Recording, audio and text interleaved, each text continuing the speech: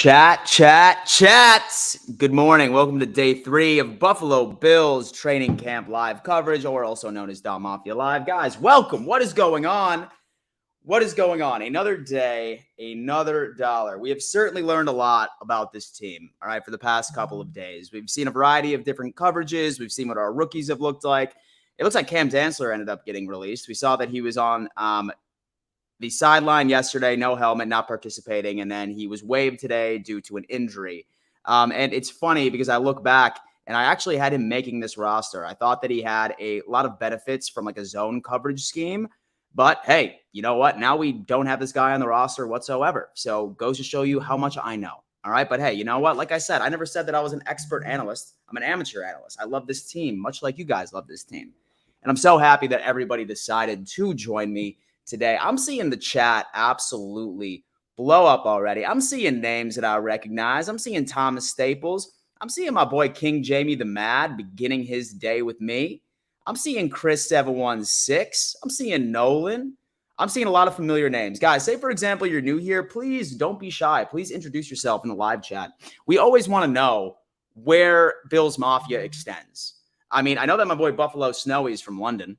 I know that we have Nicholas right over here, my boy over there, killing it.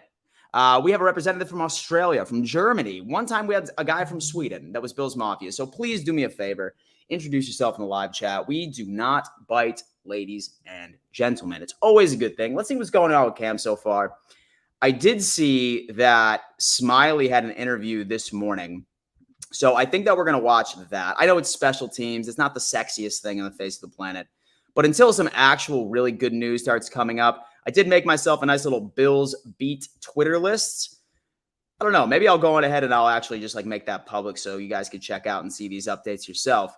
But we're going to watch that interview, I think, at first. But I want to see if anything particular just ended up coming out. Banged Up Bills. Great Twitter account, by the way. We're already beginning to see some Bills working through some aches and some pains based on, oh my God, that's not good. I love Banged Up Bills, but every time I read his information, things particularly just don't make me happy. Like, it's always bad news when I read tweets from Banged Up Bills. We're already beginning to see some Bills working through some aches and pains based on brace. Nothing immediately concerning, but maybe a precursor if guys miss reps later. D. Marlowe with the right leg sleeve off to the right. Matt Milano, D. Marlowe, Jordan Poyer. Okay, well, that is not good. Like I said, Banged Up Bills is a great follow on Twitter. Go on ahead and knock that out. And yesterday, guys, I mean, definitely sound off on your opinion. Yesterday, I would probably even dawn it Black Thursday because how many star players ended up going down yesterday, right? Garrett Wilson, Joe Burrow, and obviously Jalen Ramsey. I have a lot of people on Twitter trying to come up and say that Jalen Ramsey is going to be back in 6 to 8 weeks. I think they're absolutely out of their damn mind. There is no way in damn hell, in Sam hell, that man with a torn meniscus is going to be back in 6 to 8 weeks. There's virtually no way at all that this is going to happen. So he's out likely until, I believe, late November, early December, one of the two. So that's some news surrounding the AFC East. Everybody else is doing it. It's wild. But anyway, guys, listen, let's see if we can find that Smiley interview because I want to start reacting to a lot of this. Let's see what he has to say because there's a lot of question marks, right? How exactly is this new kickoff rule going to change the NFL? Matthew Smiley. Oh, look at that. It was right exactly where I wanted it to be. Let me go ahead and get this up. Put it up right there. And then knock it out. Guys, listen, you know what? A lot of you always ask, Dan, how can I support the channel? Best way to support the channel is quite simply hitting that like button on your way in. It's completely free. Takes less than a second, and it helps me out with the YouTube algorithm. It pushes my content out to the internet world where more people can discover more Bills Mafia, more NFL fans that just want to be caught up to date of what particularly is going on. I'm going to go ahead and play this Matt Smiley interview here in a second. I'm also going to be keeping an eye on my Twitter list to see if anything new comes up, and then we shall see how that all comes out. Let me go ahead and say hi to the chat for a second. It's been a minute. James, my boy, what's going on, brother? Hope all is well. Checking in from Macclesfield near Manchester, UK. What's going on, brother? Listen, man, I have noticed quite a bit of Bills Mafia across the pond, particularly in the UK, and it's absolutely wild. By the way, James, are you planning on going to the game this year? Or so at least being around the area to tailgate and just be around the atmosphere? If not, I highly recommend attempting to clear your schedule because it is quite the event. Dan, you were doing an amazing job keeping us updated, especially the ones that watch you at work. I love it. Leah, I appreciate you tuning in at work. It's wild because, I mean, when I first thought of this idea, I was like, you know what? During training camp, I'm just going to stream 3 hours from 10 to 1 and give you up-to-date updates the second that they happen during this thing. And I didn't think it was going to work because I figured people were at their jobs, but apparently that doesn't stop anybody. They just they just sort of listen to me in the background, and we shall see. Jadis, he's an Eagles fan. He's coming in. He's been, my boy's been rocking with me, bro. He's been rocking with me for a minute. Ramsey won't be back until December. I can't, dude, I was so dumbfounded. Last night I was streaming on TikTok, and I was telling people, Ramsey ain't coming back till December. And for some reason, everyone is just trying to be as optimistic as possible and say that Ramsey legitimately is going to be back in 6 to 8 weeks. They've lost their damn mind. I'm not sure if any of you guys have ever had any sort of knee surgery. 6 to 8 weeks. I mean, you need like medicine that is 50 years from now, if that. There's no way Ramsey's coming back in 6 to 8 weeks. And so I had a physio mate of mine look at Burrow's footage. He reckons he could possibly be out 6 to 8 weeks. Nick, I was looking at it too. I mean, and so the Bengals are trying to come out there and say that it was just a calf strain. We'll see. Say that it's a calf strain. I mean, I guarantee you he'll be back by week 1. But if not, I mean, that's terrible. I hate to see like really any player go down with an injury. I'm never going to celebrate an injury at all. And I'm not even celebrating Ramsey's either. You know what I mean? Because you hate to see that. You really do. And now the Dolphins fans have so many excuses. Like when we absolutely cut their ass week 4, they'd be like, oh, if we had Ramsey, man, it'd be a different story. So now we've just created an absolute stupid narrative. But at the end of the day, they would have moved the goalposts regardless. But so glad it's football season. I need Buffalo football in my life. What's BF, buddy? What's BF? Is that Buffalo Fanatics? Is that Bills football? Let me know what that acronym is, baby. I'm interested. King Jamie the Mad, question. If you use white chocolate to make brownies, what do you call them? Whinies? I think whinies, right? How long for Burrow to be out? No way 6 weeks for Ramsey, 2 to 3 months. I wouldn't even say 2 to 3 months, man.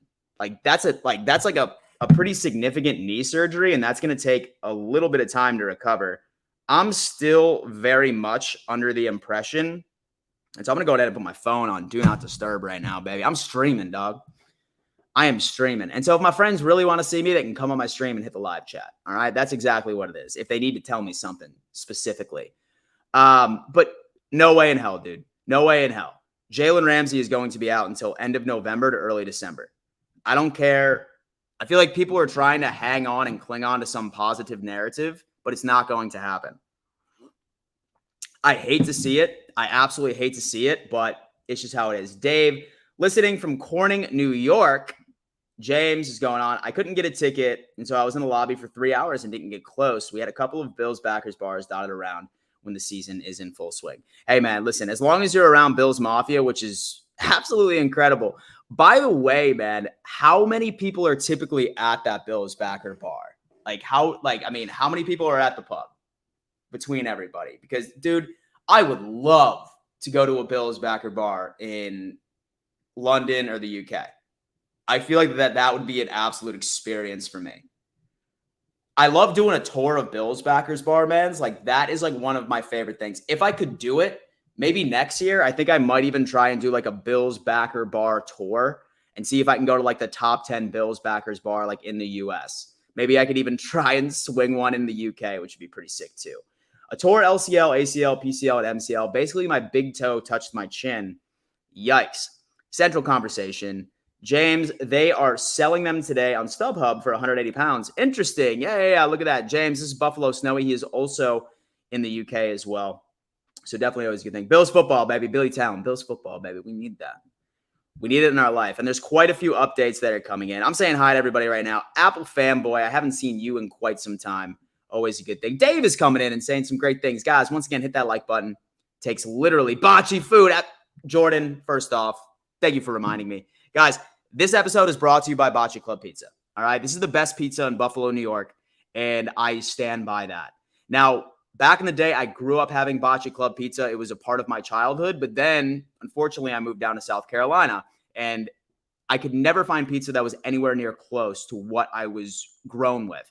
Bocce Club Pizza is now delivering nationwide. So if you go to their website, botchaclubpizza.com, and go to national delivery or nationwide delivery, they will literally mail you a pie that you can just throw in your oven and get a taste of home. It works out great for any sort of gift. If you have somebody that was in Buffalo that moved away, hell, if you want to buy me a pizza and send me one, please do.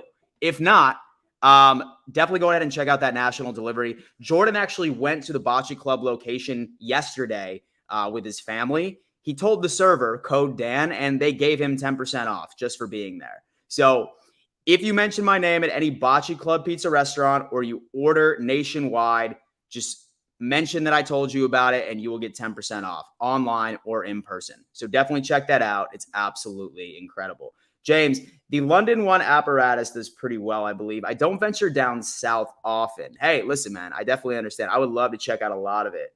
And so I'm going to Applebee's week 1, watch on the big screen. Hey, brother, dude, nothing like Bills football when it comes into week 1. I will be at the game. And so I will be at Monday Night Football. In London. Oh, dude, Billy's in the UK as well. Bro, we have a lot of representation from the UK today, and I absolutely love it. I absolutely love it, man. Listen, where's my friend from Germany? Where's my friend from Australia? In fact, I'm pretty sure he's in here. Yeah, Nick's in here for sure. And then somebody from Sweden is in here as well. Normally he is. And so the Bell is one that I know of, and Juniors in Manchester did some events last year too. Absolutely love that. It's all the research I've done says 6 to 8 weeks is a routine recovery time for a meniscus repair. It's interesting, but when he gets back from like the recovery from surgery, you have to guess that he's not going to literally be going out that next week once he's technically cleared. So I probably wouldn't even go with that. But definitely, we're literally worldwide. It's crazy. All right, guys, listen, thank you so much for tuning in. Please smash that like button when you're coming in. And I'm seeing 88 people in this stream right now, and I guarantee you 88 people are not discussing anything in the live chat. Please introduce yourself if you are new here. Guys, we are building a massive community right now that we're trying to really implement this season. I don't know why I keep saying the off season. But this season, we're trying to build this massive community. I definitely want to go on ahead and build it as much as possible because let's bring NFL fans and Bills fans alike together. And say, for example, you like these conversations. The conversation never stops. It's on Discord. And let me double check. Yep, it's pinned to the top of this live chat. Go on ahead, ladies and gentlemen, and join that Discord. There's a lot of content that's going to be surrounded by that where you guys can be involved with what I do this year. So make sure that you join the Discord and make sure you introduce yourself. What's up, dude? Day 3, let's get it. From Paderborn, see you all in London. I love it. I am absolutely blown away, bro. Like, I have so many people that tune into my stuff that's from across the pond. It goes. But anyway, Matthew Smiley, special teams. It's not the sexiest, but I think a lot of us want to understand who's going to be fielding kick returns and punt returns, among other conversations. So without further ado, Matthew Smiley, his press conference prior to practice today. Your thought process of having to kind of change up whatever you have to on the fly, obviously without needing to go into detail who's playing where. Sure. First of all, it's sad for Naheem. You don't want that to happen to that damn jet ski, bro. Caliber of player, but you guys were able to witness some of the things. By the way, my boy Mark, he's a channel member, which is fantastic. Good morning, Dan. The Ramsey surgery today will most probably show a full tear, and I think December is optimistic. It's a good chance the Dolphins start 3-6. Definitely agree with you. I have no idea why people are insisting that it's going to be 6 to 8 weeks. Things he did last season as a returner, and so that loss is tough.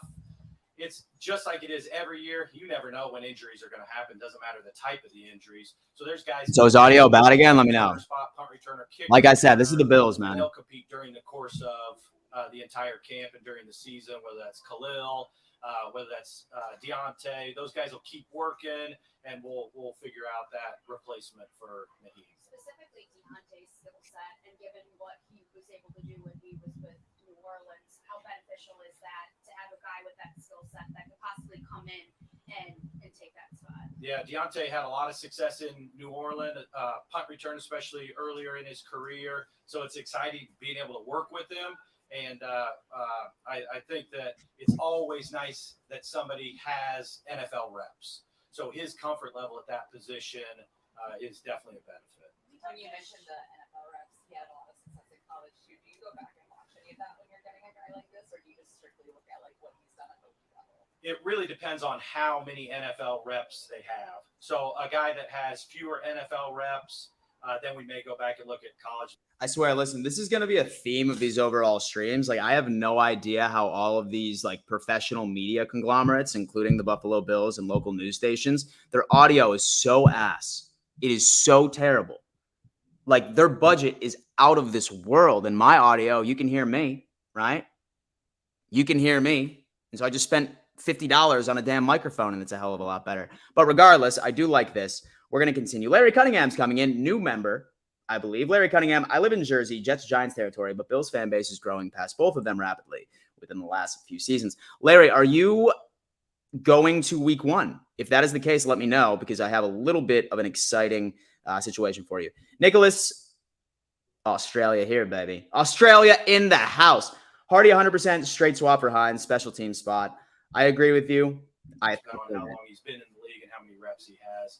Somebody like Deontay has had so many punt return reps on Sunday afternoons that you wouldn't necessarily have to go back and reference the college. From a coaching standpoint, when you lose a guy like that at this stage, right, at the beginning of training camp or whatever, how does that alter your approach in terms of the time and the reps that you get during the course of these practices? It really doesn't alter the approach as we look at roster because.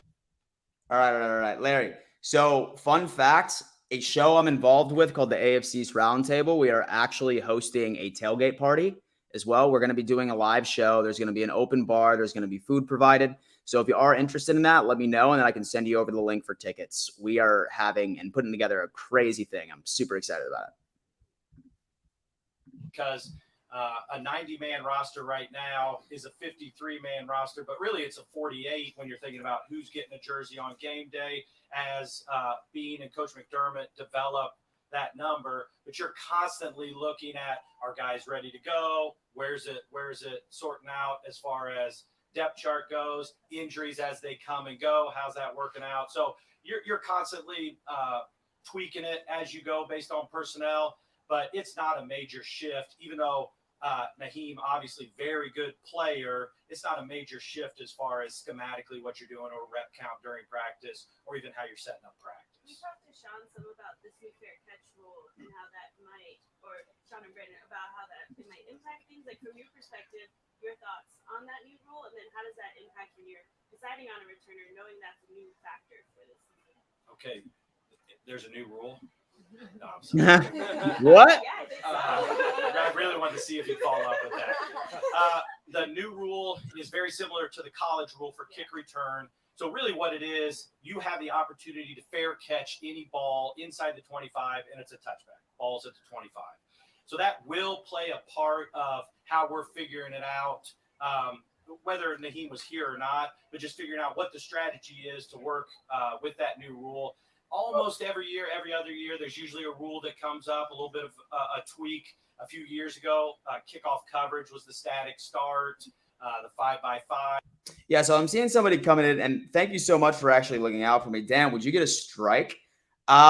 Worst case scenario, what they'll do is that they'll just demonetize my channel. Well, no, not my channel, this video particularly. So I wouldn't get any ad revenue for it, but like all super chats I can still keep. So no one's really giving me shit. Like technically with copyright laws, as long as you are providing some extra commentary on top of that, that is considered to be original content. So technically I'm not doing anything wrong. But I mean, we'll just see how this news station does. I've done it for the past 2 days. So for all I know, I could wake up tomorrow. I could have 3 strikes on my damn channel. And then there you go. It's gone. I have to start from scratch. But let's hope that that's not the case. I have a few years before that, no wedge on kickoff returns. So every year there's tweaks to the rule book on special teams, and then it's just a matter of getting comfortable with them as a coaching staff, and then making sure the players are comfortable with the rules and what it means and how it'll affect our strategy. What's your thought?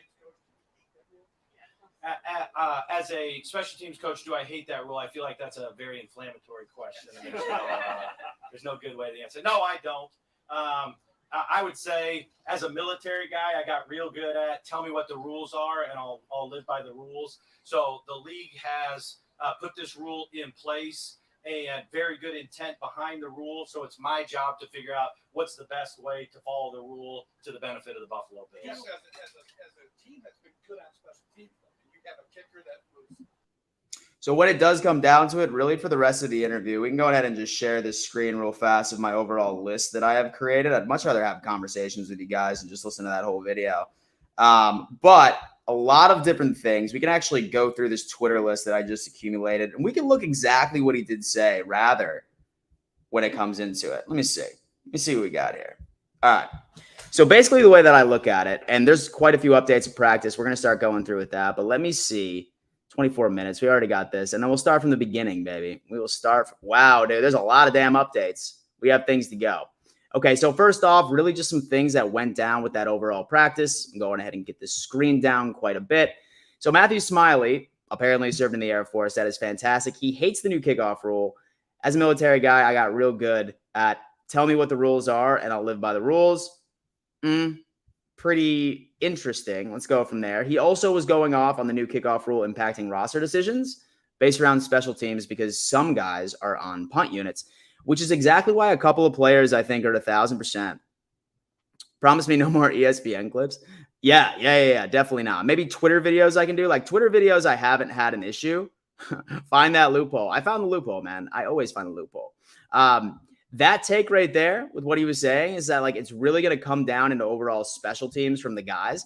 That's exactly why, man. Like that six spot on the wide receiver room, it's going to be Justin Shorter because of what he brings to the table on special teams. A lot of those final roster spots, like those depth players, look for guys that they might not be as talented as some others, but they provide some sort of contribution to the special teams. For example, Shorter. If anybody else can think of a player on this team that really isn't the most exciting, please shout it out in the live chat. Please shout it out in the live chat because I don't even know. We will see what is going on with that. All right, so right there, it sounds like Micah Hyde, although that he was taking some punts, Micah Hyde is only an emergency punt returner. So that is something we learned right there. Fantastic. And then as we all thought, Deontay Hardy and Khalil Shakir will be competing for the return job, which is good. I think it's going to be Hardy. I really do. Not unless Shakir absolutely like blows off a couple of them, which would be better, but we'll see. Leo's coming in. Thank you so much, man. I really appreciate that. Definitely goes a long way as I continue to make sure I keep you guys entertained for the rest of this football season. Appreciate you, Dan. Go Bills. Leo, definitely appreciate you, my friend. That is great. Go Bills. Definitely appreciate your generosity here as we learn exactly what is happening with the Buffalo Bills for the rest of the time. 3 teams have now very quickly moved on from Cam Dantzler. What are they seeing from Cam Dantzler? Not entirely sure, but here we are. So the Bills have waived Cam Dantzler, ended up seeing that. All right, perfect. We've heard enough about special teams, all right? It's not the sexiest topic, but I feel like everybody is. Guys, I'm noticing 100 people in this live chat. Welcome, everybody. Happy that you're here. Make sure you're hitting that like button the second that you come in. Helps out the channel. Takes less than a second. It is completely free as well. It is 100% completely free. And then also subscribe to this channel as well, guys. Introduce yourself in the live chat. Right now, we're trying to build a massive community of Bills Mafia and NFL fans alike. If you're a Bills fan, if you're an NFL fan, I'm going to be live for 3 hours, ladies and gents. I'm giving you up-to-date updates from what I see going on in camp. So hang around. Have a cup of coffee. Have a beer. I don't care. It's Friday. Who knows? I'm not judging it. Mafia Mania. Latavius Murray will probably be number 3 behind Cook and Harris with Hines going down. 110%. I saw Latavius Murray making this team if Hines went down in the first place. I had Hines as a surprise cut or trade prior to his injury, but I always didn't see a roster without Latavius Murray being a part of this. YouTube is better than ESPN. I agree with you, my friend. No Dolphins fans here today. There's Damon. Full pads for the Brownies today. Dalton Kincaid's look great for you guys, I've heard. Oh, man, he's living up to all the hype. I'm absolutely stunned with what he's been able to do. Damon, what's going on, man? Steve Rose. Hardy is a smaller but more dynamic would rather keep him away from special teams, which have a high frequency of injury, and save him for the offense.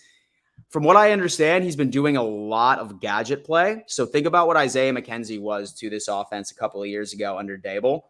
That's what we've been playing around with. Dorsey has been an absolute maniac with some of the coverages. No, not coverages. Some of the overall schemes that he's been putting in offense so far, and it's absolutely crazy.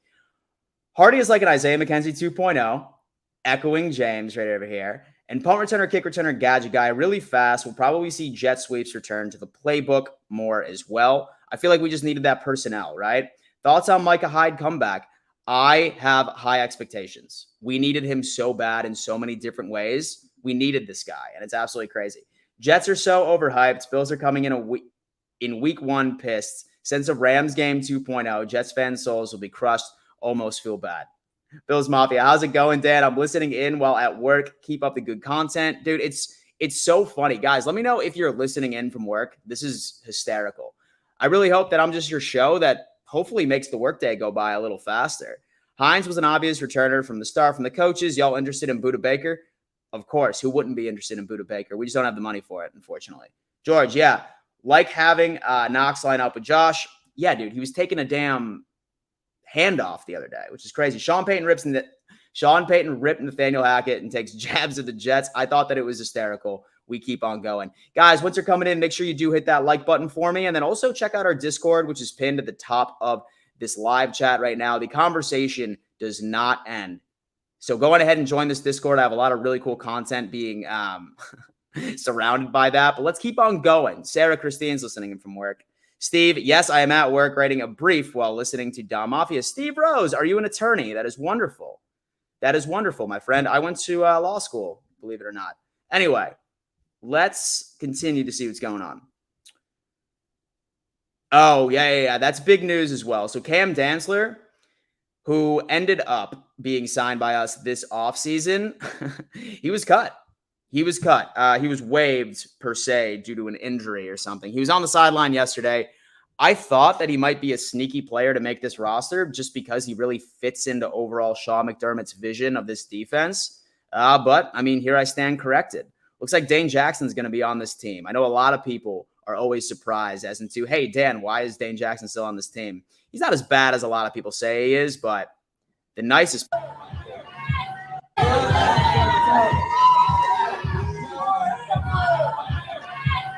Matt Milano, would you save some women for the rest of us, please?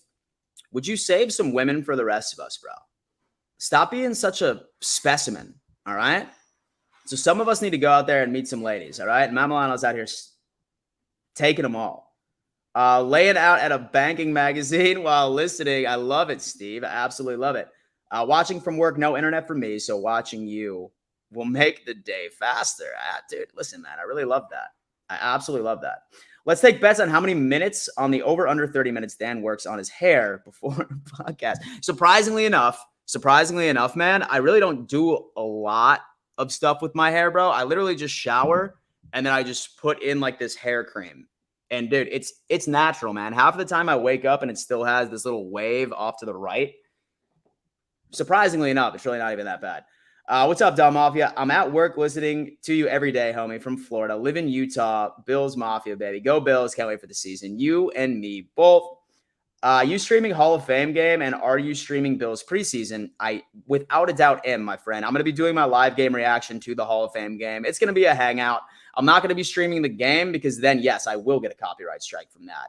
I'm just going to be streaming my live reaction so we can just do a watch-along party or a watch party. Sean Payton coming in with that fire. Nathaniel Hackett is getting booed so hard week 5 against the Broncos. I think Nathaniel Hackett may have been one of the worst head coaches in recent memory. 75% of the time I'm listening at work. Larry Betts. Dude, I absolutely love that. Larry, what do you do for a living, bro? Jadis. Save some of the girls for us, bro. That'd be solid. Sneed's on the road. What's Rico style? And so does he normally say that?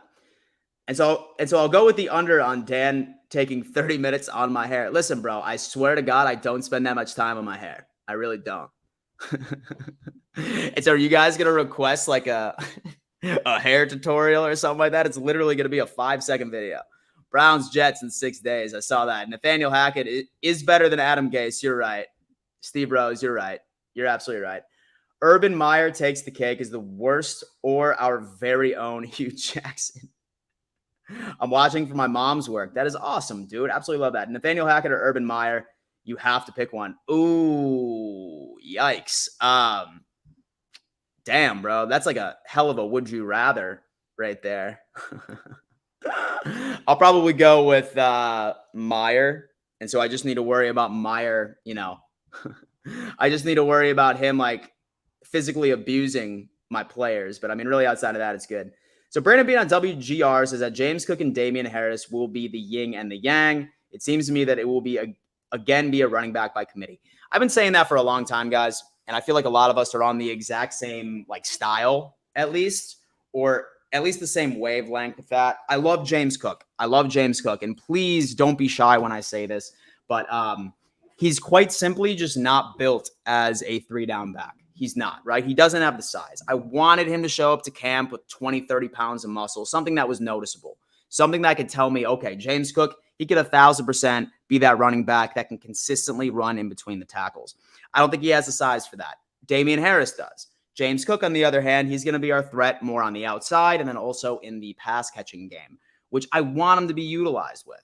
I want him to be utilized with much more this season. That's what he was in Georgia. He was wildly effective with that set of responsibilities. And that's what I do want to see. But it appears that Brandon Bean has almost confirmed that we're going to be seeing a lot of James Cook and Damian Harris. And Latavius Murray too, situationally, of course. I'm thinking more so goal line, 3rd and short situations. That's particularly what I think is going to be going down with just about everything.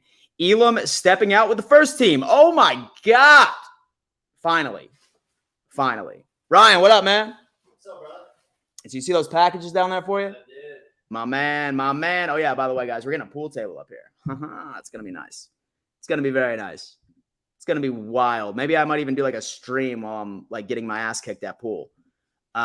We shall see. Spectre at Mike with the first team. So Elam starting with the first team is certainly encouraging. 1st-round draft pick. We obviously want to see him to be CB2, right? I mean, we ended up spending a 1st-round draft pick on the guy, so we want it.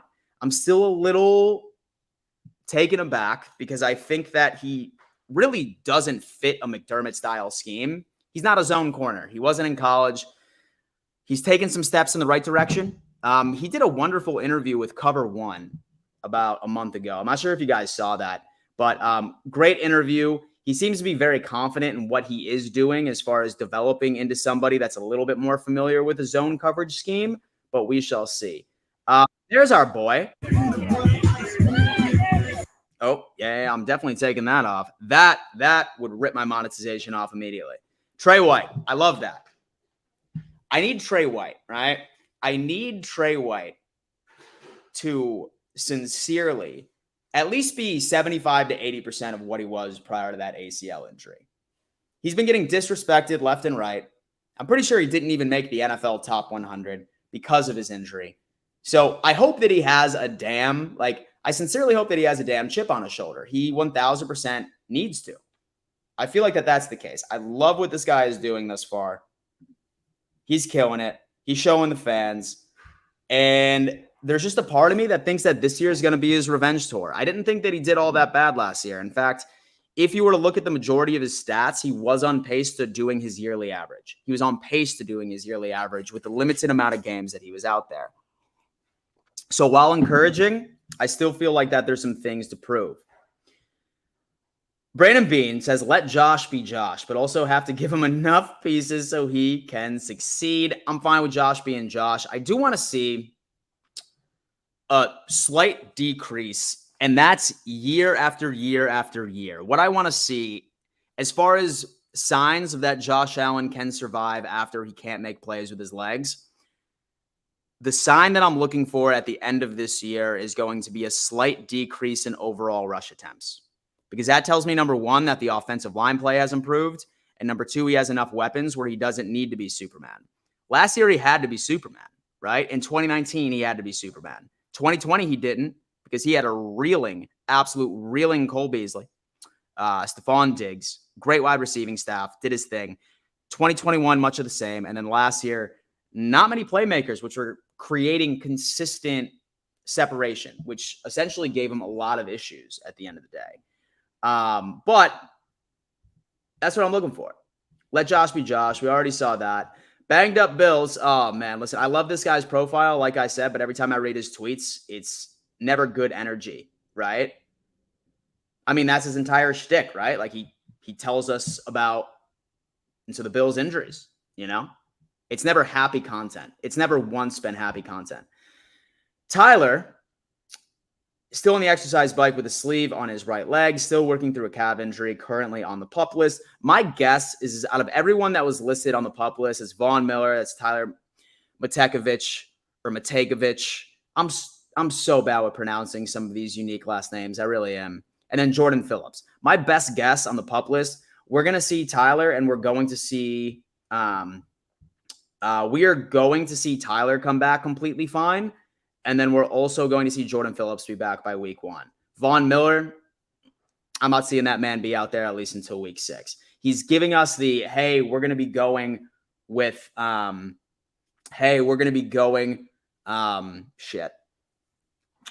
with the goal of being between week 1 and week 6. But I think that it's probably going to be toward the end of that timeline before he even rolls through with it, which is pretty wild. Here, you know what? I'm going to make it a little easier for you guys so we can all read this together. You know what I mean? And so I'm not trying to have you guys like whip out the reading glasses so we can see what I'm looking at here. We'll do it again. Greg Tomset, great content creator over at Cover One. And so OL coach Aaron Cromer spending a lot of time with Spencer Brown. Need be with Spencer Brown, man. Love his run blocking capabilities, pass pro, entire different story. Spending lots of time with Spencer Brown. Brown's back surgery robbed that time from Cromer's first offseason with the OL. And that is true, guys. He was recovering from a back surgery. Maybe we'll see some sort of improvement with pass protection this year. At least I sincerely hope so. But this is what we are looking at. A nice interception from Taylor Rapp versus Quentin Morris on one-on-ones. Who's excited about Taylor Rapp? Who's excited about Taylor Rapp, guys? Listen, give me your innermost analyst. How do you think Taylor Rapp is going to be utilized in this defense? He's a safety, right? We have Micah Hyde and All-Pro Poyer on this squad. In your opinion, please sound off in the chat. I love hearing all of y'all's takes, right? Because you're sports fans. You have your independent takes. Let me hear them. How do you think Taylor Rapp is going to be used? How do you think he's going to be utilized?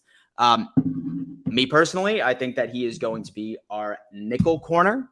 I think that that's a scheme that McDermott loves to run. I think he's going to be wildly effective. And then I also think that we're going to be seeing a lot of 3 safeties out in the field this year, simply because we don't have an Edmonds out there right in that middle linebacker position. So we have to at least put it together. So we at least need to be able to put a Band-Aid that can fix a weakness on that team that isn't necessarily from that. Please, please, please sound off in the chat.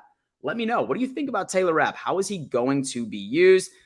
Safety, linebacker, hybrid, essentially a nickel. Sarah, absolutely. I think you and I are on the same page when it comes to that. Micah Hyde is back, and it's a beautiful thing. It's a beautiful thing. That man had so much extra time to rest this offseason because remember, if we were to come out on top against the Bengals during the playoffs, you know what would have happened, boys? He would have been playing during the AFC Championship. So he was near ready, but now we got that extra rest, which is crazy. We need Rousseau to step up. 1,000%. 110%. So far, his camp has been fantastic. He's been pressuring all quarterbacks, first through third teams. So I can't be upset. I can't be upset with that. George is coming in saying that I'm thinking that I could see him taking a nickel DB role. Absolutely. Sneeds the road like Elam was last season. Yeah, for sure. And so Elam is absolutely legendary when it comes into any sort of like physical man coverage. I just really want him to see some sort of development in zone so we can actually have our first round draft pick be a starter, right? I think that's what you want when you draft somebody overall in the first round. I think you do. Rapp is a safety specialist that can play anywhere on the field. I think you see more 3 safety with Hyde, Poyer, and Rapp. I think that's absolutely insane. Buffalo Soldier, I think he will pyrate. Absolutely, baby. Off and on the field. Rousseau had a great season last year. He 1,000% did, bro. He 1,000% did. If Rousseau and Floyd can go beast mode, we can get Vaughn for ages. Buffalo Soldier is coming in. I think he will be in the dime package. I don't see them taking Taron Johnson off, be on the third passing downs. Taron Johnson, hands down, the most underrated player on this team. He is the most underrated player on this team. There is absolutely no way that he does not make this team, man. He is one of our best DBs, and I really think that should go with it real fast. Now, guys, I do want to shout out something.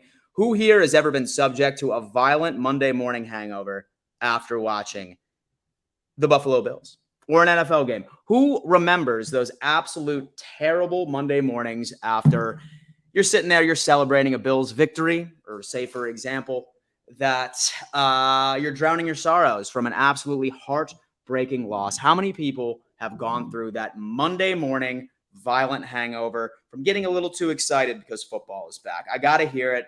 Let me know in the chat, because I know that I go through that all the damn time, right? And I'm worthless that next morning. I have been for a very, very, very, very long time. Well, guys, listen, you know what? I've been working on this for a little bit, right?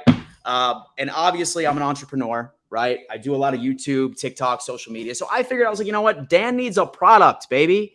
And for the past couple of months, I've been developing this. I've been doing all of this, which is a great thing. And I finally ended up getting some of my sample products. And I introduced to you, ladies and gentlemen, Hangnovers. Hangnovers, okay?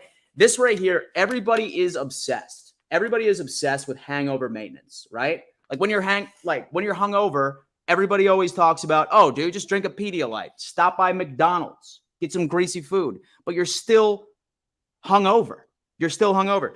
These things are the hangover prevention strips. Essentially what you do, these are all natural ingredients. You take it before you go out. So whether or not you're going to a tailgate, you're going to a football party, you're going out with the girls for a night out, the homies for Saturdays are for the boys, you simply just put one of these on your tongues like a Listerine tab.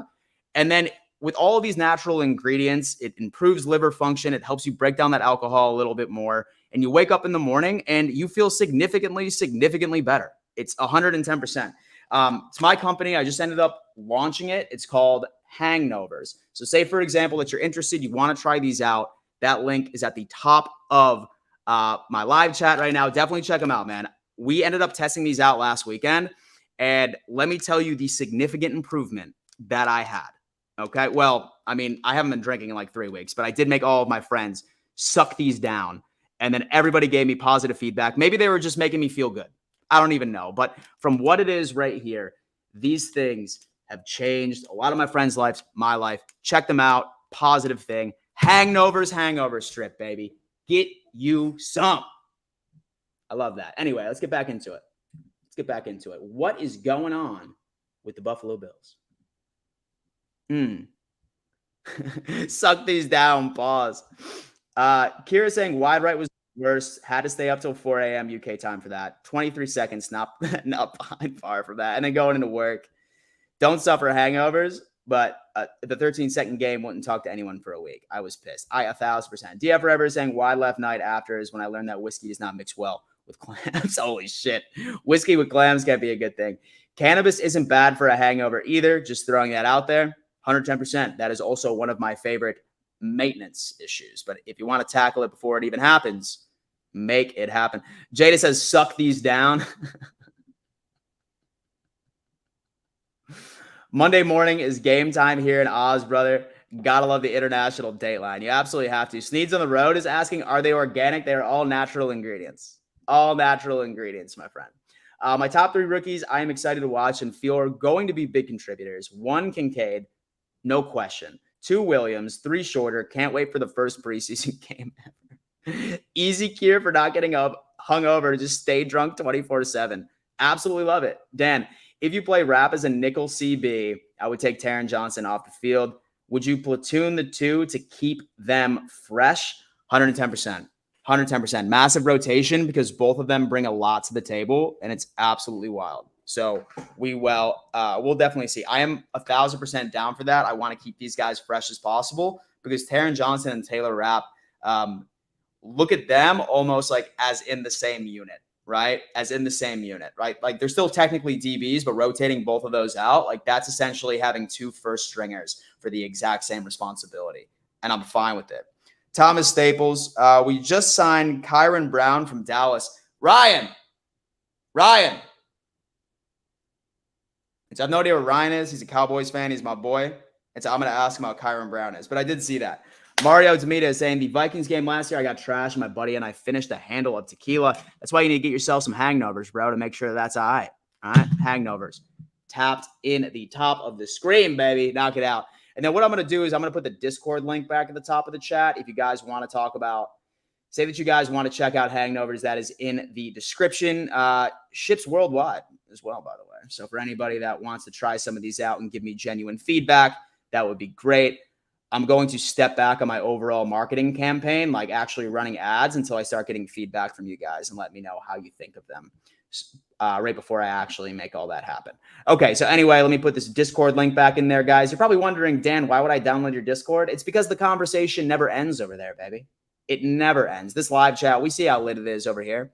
This is the one place where you can literally go in and have as many conversations as you possibly can about football, NFL, memes, trash talk, sports betting, which I'm very excited about. So you guys can see me lose all my money because I can't pick a horse to save my life. But regardless, check it out. I'm going to go ahead and pin this right to the chat. Once again, join the Discord.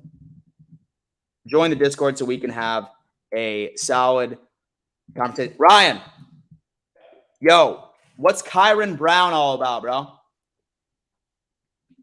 Brown. Yeah, we got him from Dallas. He was a DB. I just know he's a DB. That's it? I don't think he saw the field, honestly.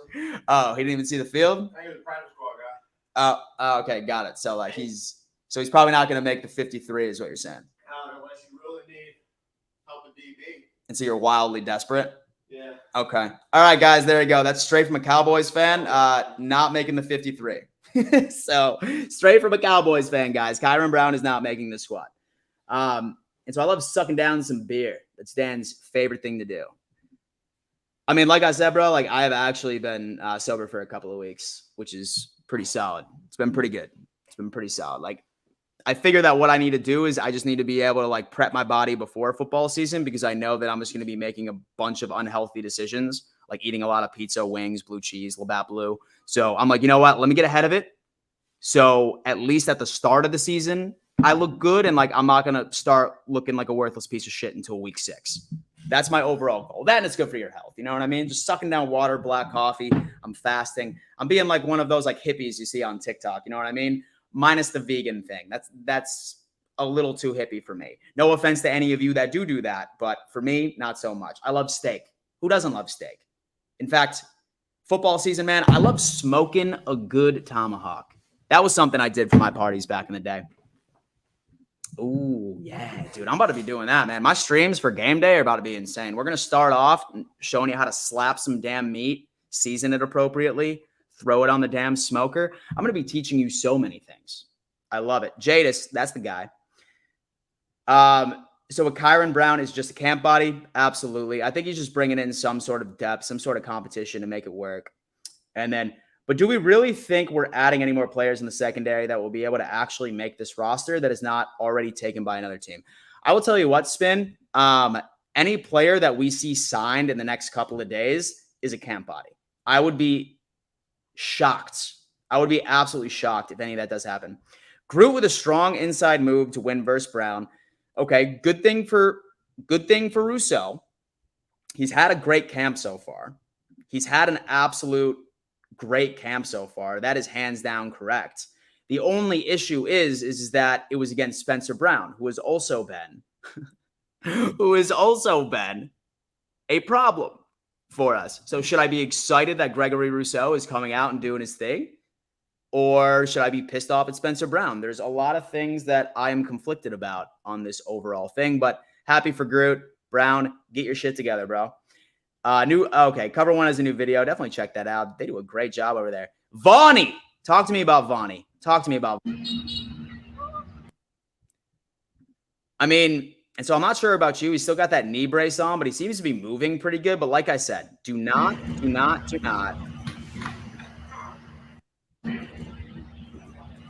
rush back. That's my biggest mistake, man. Like, I know he's a competitor, and I guarantee you that this man wants to be out there as much as we want him to be out there. But the biggest mistake I could see us doing for Von Miller is bringing him back too early. Sound off in the chat. Let me know, when do you want to see Von back? When would you feel comfortable having him back? Are you a week 1 guy? Are you a week 6 guy? Are you a week 9 guy? Let me know. I am on the camp of week 9. Give him to me right before the gauntlet. Give him to me right before the gauntlet. Week 9 starts the Bengals, and then afterwards we have the Chiefs. We have the Eagles.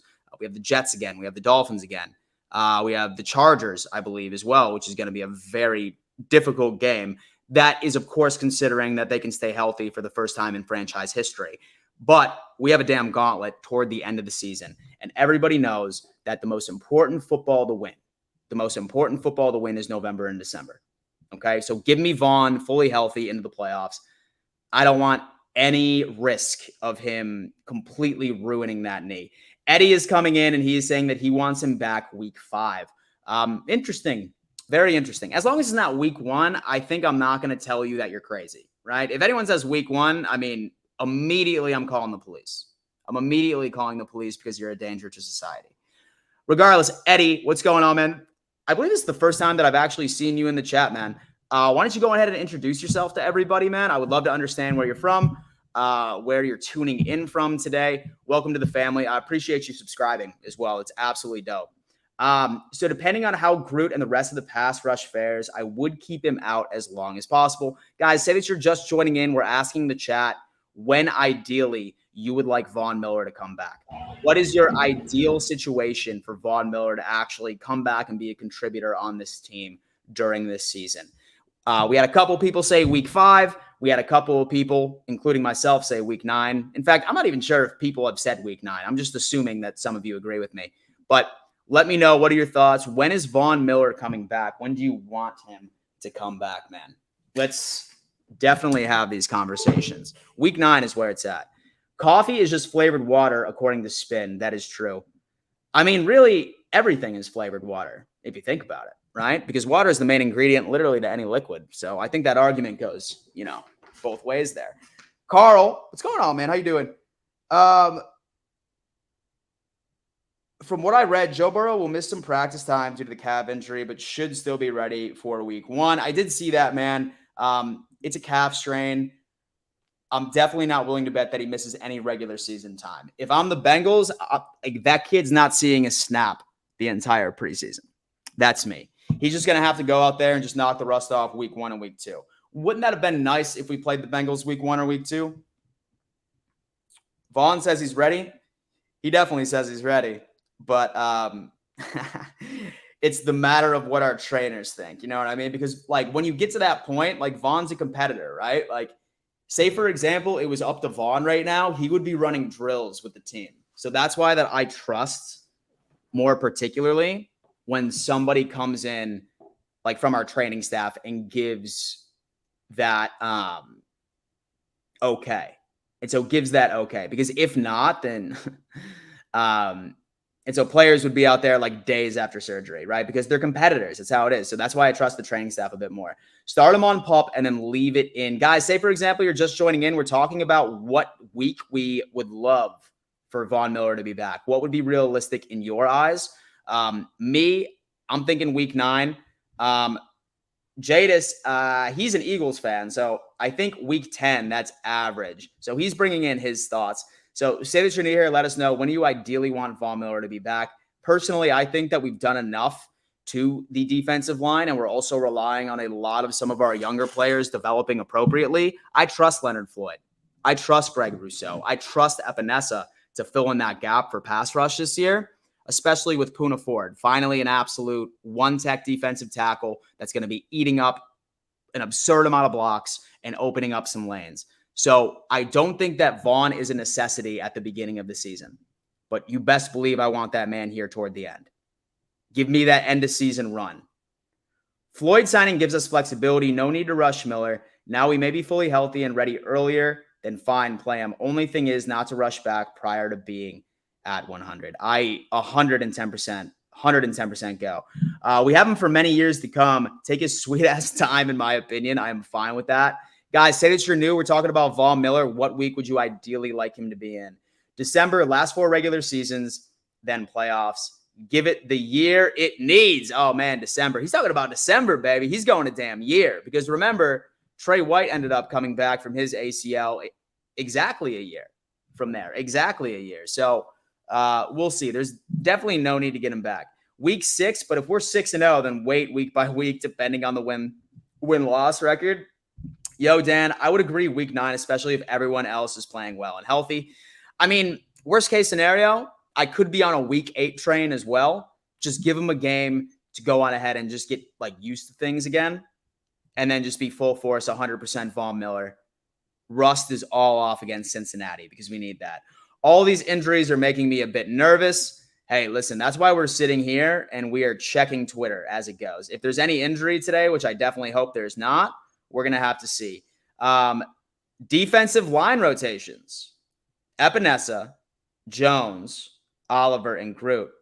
Ooh.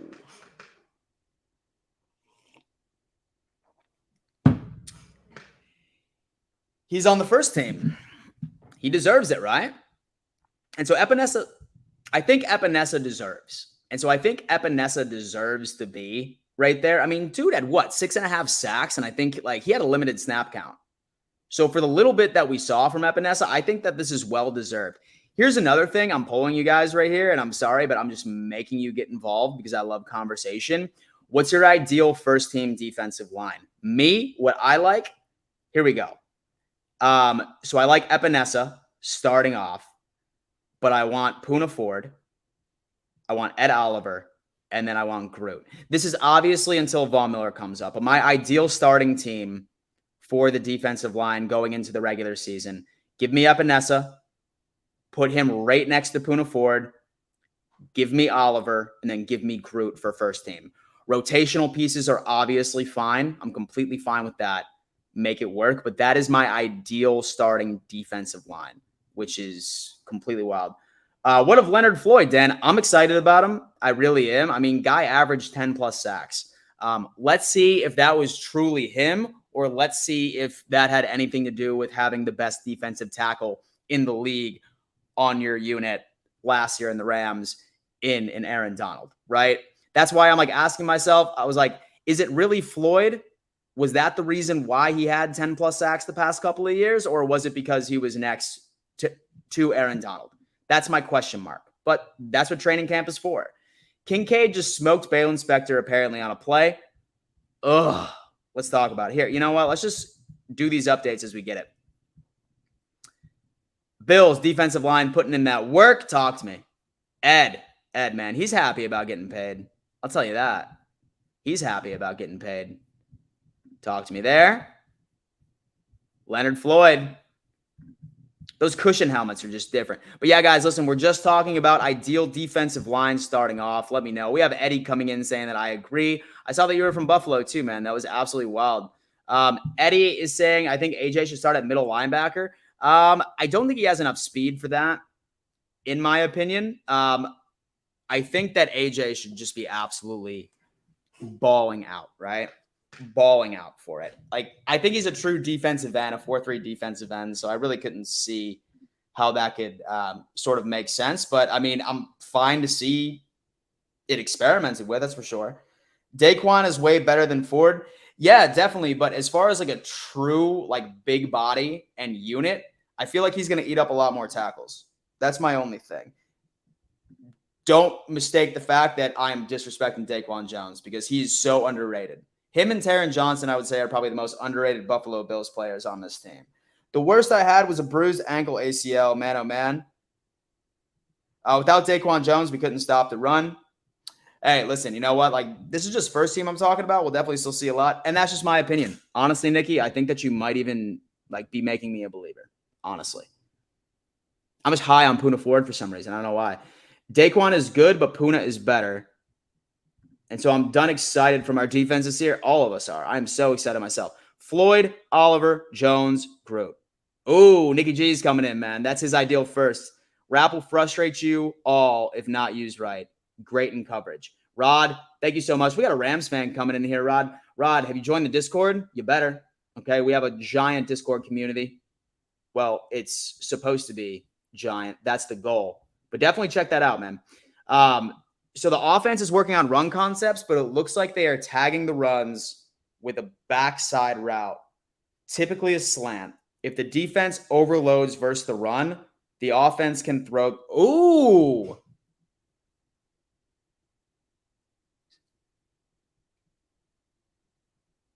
Why haven't we done that in the first place? Let me read that again. The offense is working on run concepts, but it looks like they are tagging the runs with a backside route, typically a slant. If the defense overloads versus the run, the O can throw the quick slant. That is beautiful. Say, for example, we can't run the ball. Say, for example, that our offensive line just can't be getting it done like they should be getting it done. That is brilliant. It's absolutely brilliant. Of course, add in a little option. Because, I mean, I'm not sure about you guys. I'm not particularly completely confident of our overall offensive line. I'm definitely not, especially when it comes into run blocking. I mean, I know that Osiris Torrance has a lot of hype in college, but how much can we really expect from a true rookie? I mean, I hope I'm wrong, but I love that. I absolutely love that. There's nothing wrong with an RPO. That sounds like a version of the RPO. If that's what we need to do to make sure that like these teams just don't stuff our run on a regular basis, please, for the love of God, give me that RPO. Give me that RPO. Dan, you never told us what meat you're slapping, Dan. Oh, bro, tomahawk steak, baby. A tomahawk steak, baby. You know what I'm saying? Like right before you throw it on the smoker, you got to slap the meat, or otherwise, what's the point of you even putting it on the grill? That is the prerequisite to begin anything else in that process. Cyrus is coming in. Started day 2, and they go back to Cyrus game 3. I'm excited about Torrance. McDermott needs to play as rookies.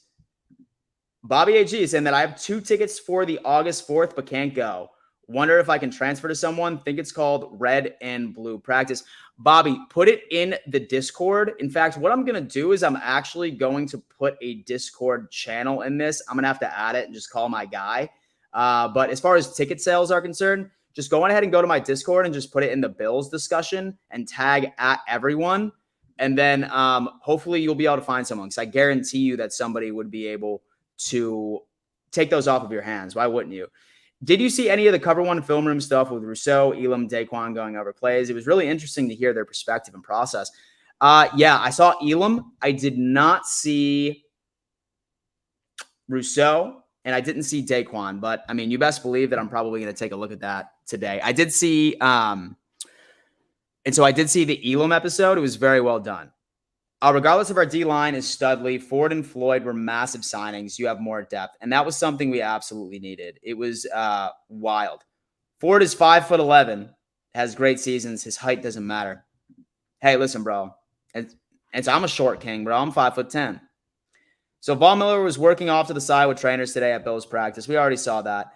Some really good wide receiver CB one-on-one battles today. Gabe Davis got the better of Tre'Davious White. Hey! We need that. We need that from Gabe Davis. I'm completely fine with that. And on the very next round, White stuck to him like glue and made a great play to break up the pass. Iron sharpens iron, ladies and gentlemen. And especially with Gabe Davis's interview yesterday, where it seemed that he was starting to get a little upset with how the media and how social media has been sort of giving him a hard time. I'm glad to see. Maybe for all we know that and so maybe for all we know, dude, that high ankle sprain for Gabe Davis truly was a considerable factor. And then that was going on. Kyle, what's going on, man? Hope all is well. I hope Damian Harris gets 1,000 yards rushing. Man, my friend, let me tell you what. I am high on Damian Harris. I think he's going to be utilized a hell of a lot more than people are willing to admit, as long as he can stay healthy. That's the number one thing. He's had a hard time staying healthy his entire career. By the way, Kyle, I haven't noticed you in the chat before, bro, so please go on ahead and introduce yourself to everybody. We're building a giant community over here from Bills fans, NFL fans alike. Let us know where you're tuning in from, and welcome, bro. Thank you so much for subscribing. I really appreciate that. I assure you I will keep you entertained this entire season, baby, all right? Because I'm going hard until the end of February, and then I'm going to disappear for the entire month of March. Well, maybe until like free agency starts off. But like, I'm like already like planning a vacation, baby. All right. But it doesn't matter. Because you know why? I wake up every morning and this is my job, y'all. This is living the damn dream. I just talk about football. I love it. I love it. It's the best thing that's ever happened to me in my entire life. Terry out here taking in practice, looking like $1 billion. Has anyone heard what how his wife is doing? And so they've kept that really under wraps. Von Miller putting in some hard work with the trainer off to the side. We've seen a lot of that. Walkthrough segment offense working on tackle, pull runs, short pulls, and troppa. Balin Spector begins team drills inside at linebacker with the first team defense. This is a true as training camp competition, as you will see.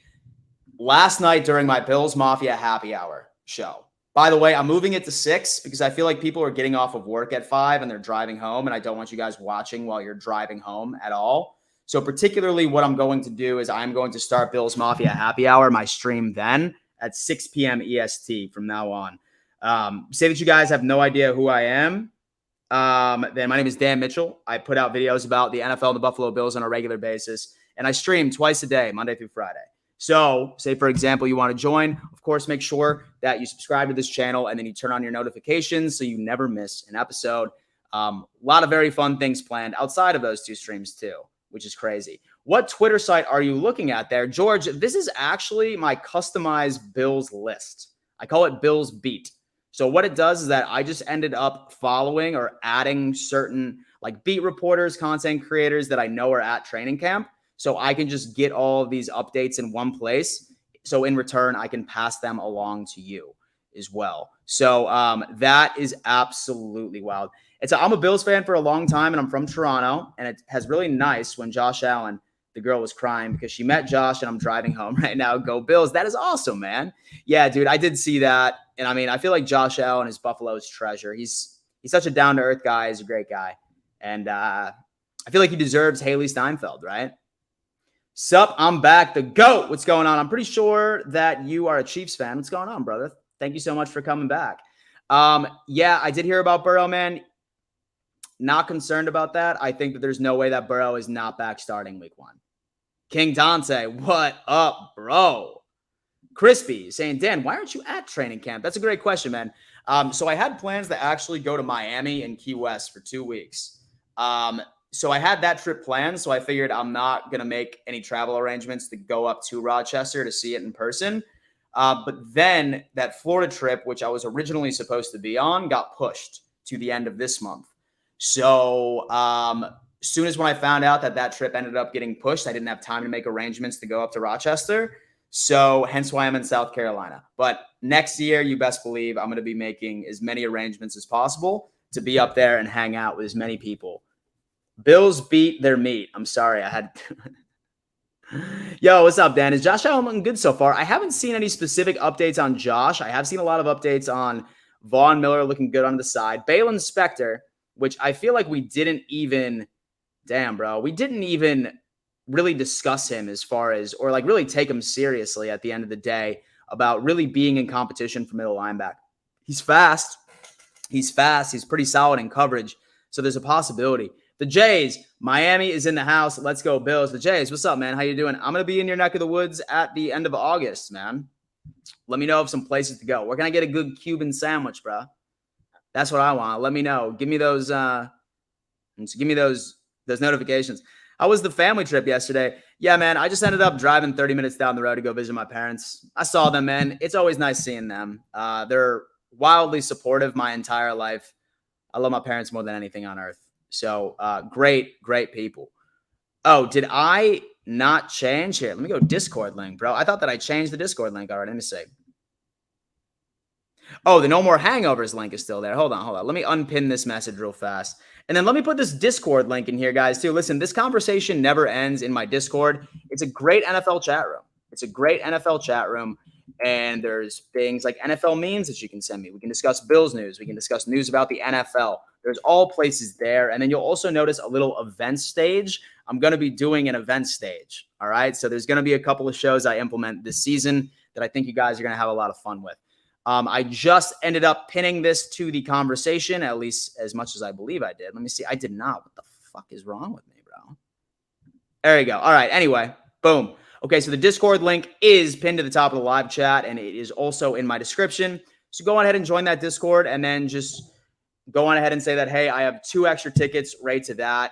I think that that's going to be one other purpose of my Discord as well. For anybody that has tickets they're trying to get rid of, then definitely put that on my Discord, because we have a lot of different Bills fans that would be interested. Why Reese's Puffs? Bro, first off, man, we had a heated debate of the top tier cereals, and we all agree that Reese's Puffs is by far the elite of the elite. Massive gap between 1 and 2, and Reese's Puff is not 2. I hope that Joe Burrow gets better, even as a Bills fan. We don't wish injuries on anyone. Yeah, Kyle, we definitely don't, because first off, hate to see that from any sort of athlete. That sucks. But then at the same time, we don't want anybody having any excuses when the Bills completely run over them this year, okay? I don't want Bengals fans to say, oh, man, if Burrow was here, it'd be different. I promise you. If Burrow was here, things would be different. I mean, you know that Miami's going to be putting the whole, oh, if Jalen Ramsey was here, dude, things would have been different. We would have won. And that's after we put them up and just absolutely rope 3 scores on them. It's going to be great, bro. I don't care if we don't have any like blowout game this year. The only blowout games I want 2 of them, and I want them to be against Miami. I could care less if we have nail biters for every other single matchup we have. I want to kick Miami's ass this year twice. I do. I don't know why. I like Miami Dolphins fans. In fact, I have a lot of friends that are Miami Dolphins fans. But for some reason, it's probably TD Finstock that makes me feel that way. If we only have one absolute blowout from the Bills, I hope 2 of them are from Miami. That is all I want more than anything. They've been talking. They've been talking, bro. And it's really been getting under my skin. And so I mostly drive for a living. I watch you every day. It makes my day go faster. Scott, listen, man, I appreciate that, bro. I definitely appreciate that, dude. I'm glad that I'm able to at least help you guys out through the workday, because I love listening to a good podcast back in the day. And so when I worked the whole 9-to-5 lifestyle, that was something that helped me get by quite a bit. So, I mean, I'm glad that I'm able to provide you with all that stuff. New guys coming in. Some of you have already told me. I know that my attorney friend is writing out a brief, which is hysterical. Fun fact, I did go to law school. I am not a practicing attorney, but I did go to law school. Tell me, are you watching from work? Tell me if you're watching from work. Joe gives us a fight. Hope we could beat Miami 2 times. And absolute blowouts. You have pets, or is Ryan your pet? Ryan's my boy, bro. Ryan's one of my best friends. So Ryan's one of my best friends. We were fraternity brothers back in the day.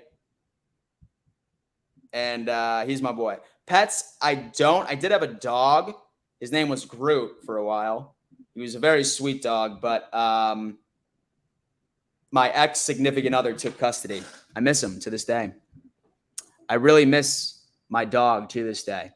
And his name was Groot too, dude. He was an absolute stud. I named him after Gregory Rousseau. And then also the Marvel character. It was like a double entendre. Did you get it yet? Spin is saying, did you pass law school? Fun story. I will do and so I'll do a story time on that. Short story is that my school lost its accreditation when I was 6 credits away from graduating. And I couldn't transfer. But what they did is that they forgave all my loans. So I was literally 6 credits away, which was difficult. It was tough. But at the end of the day, I will say, man, like when I was in my 3L year in law school, I started with my externship with a corporate firm of where I was going. And I slowly started to realize that I thought I made a mistake. It wasn't for me. I love the profession. I respect everyone that does it. I think that it requires a very high level of intellect. And I think it's a great career, but I just quickly realized that it wasn't for me. So once my school lost its accreditation, the government actually approved me for student loan forgiveness. So I was one of the fortunate ones that was able to get all of those forgiven. And then afterwards, I ended up going into the software industry. I learned how to code. So I worked for a little while in the software space. I eventually ended up sort of doing the whole like QA engineering for a startup company for a while. And then I went into sales because, let's be honest, I could talk to a wall. And then as of 5 to 6 months ago, I turned this YouTube side hustle and social media side hustle that I've been doing for a very long time into enough of a revenue generation where I could And so where I could actually take this as a full-time salary, which is great. So like full-time income, this has always been a dream of mine. So I've had quite the journey, but I bounced back, baby. I bounced back. I feel like that there's really only so many things that somebody can truly control in this life, and that is your mind, your overall mindset. Like me, like maybe it's even to a point where I feel it's ineffectual. So it's ineffectual to a point where like if something that would typically bother somebody and put them in the dumps for a couple of days, like I think just the way that I'm wired, maybe it's chemically, I just don't really look at it that way. And then like I just refuse to lose, man. Like it doesn't matter if I fail in anything in my entire life. I never give up. Like say that I need, like, I mean, like I'm gonna die before I give up on anything, right? Like that's exactly how it works out. Like I refuse to say that the one thing that comes into it, say for example, that it doesn't work out for me, then I either pivot and I figure something else out, or what I do is I just go absolutely hard, man. Like I love taking opportunities. I think that with anybody, I think that you need to take risks. Because one thing I can tell each and every single one of you, although I'm 32, I really don't have a lot of like life experience, I guess. I mean, maybe I do. I mean, half of y'all probably think I'm old, especially you youngins over there. But the weight of regret of not trying something out and always wondering what would have happened if you did is a hell of a lot more painful than trying and failing. And that is something that I die by. I will always say that. So if there's ever anything you've ever wanted to try out and like you've always said, hey, like I like want to do this, I want to try this, I want to be my own boss, I want to switch industries in this job that I've never done before, do it. Trust me, because regretting and always wondering what if is going to hurt a hell of a lot more than failing. 110%. That's always the piece of advice that I do. Steve Ross, ouch. Sorry you went through that. It's not for everyone. And at your age, fast doing it. Seems like you're doing great and it was meant to be. Yeah, Steve, I mean, it's great. I still have several buddies that are in the industry. I still like have all my law books, which is great. I remember civil procedure, surprisingly enough, was one of my favorite classes in law school, which is pretty unorthodox. I feel like people despise that class, but I did enjoy civil procedure. But it's funny, man. Now your Bills fans are worried about the Jets. Should have sued that school. No, once I ended up signing up for that student loan forgiveness situation, I was fine. There was a class action lawsuit, but I didn't join because I was just like, how much could I realistically get? Like the school basically went bankrupt. You know what I mean? Yeah, Dan. And so I'm watching from work and I'm working, not trying to get even more bored with football, not playing on my TV. I definitely get that. Got to go to grow. Absolutely love that. And so you can reuse this experience down the road too, public speaking, demonstrating, marketing, etc. I've definitely had a journey, that's for sure, and a lot of life skills that I've been able to pick up, which is nice. Okay, so y'all not worried, not to be shocked if the Jets get one of the Bills. I have the Bills splitting with the Jets. Unfortunately. I really do. And so I'm going to pre-order Madden 24. Can't wait to play as the Buffalo Bills and can't wait for preseason to start. I have a feeling it will be a good season. Plus, my wife is a Jets fan and talks shit. That is wonderful, Kyle. Go on ahead and just kick the Jets' ass on Madden 24 right in front of her every single night if she ever pisses you off. I particularly... Jeff Rose coming in saying, only team I'm worried about is Kansas City. Per usual, Bills and Chiefs are 1A and 1B until proven otherwise. 1,000% agree with you. I don't really care what team. I just like football. Love that. TD should try to take the L 2 games a year. It's AFC East record prediction, Dan, for the whole division, or is that a video you're going to do? I'm going to do a pre-recorded video for my record prediction, I believe. Civ Pro is pretty boring. Tiny van living, bro. I don't know you're an attorney as well. Either that or you're in law school. Best of luck.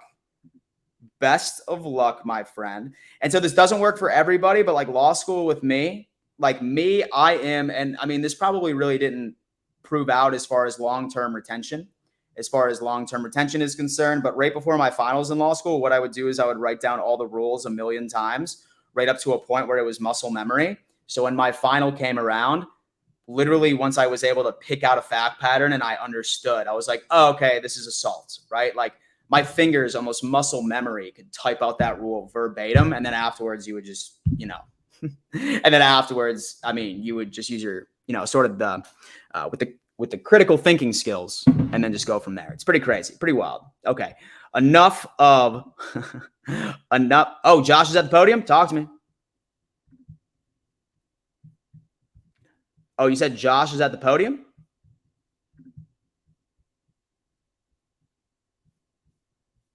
Where is he? So did y'all just say that Josh was at the podium? Talk to me, baby. Talk to me.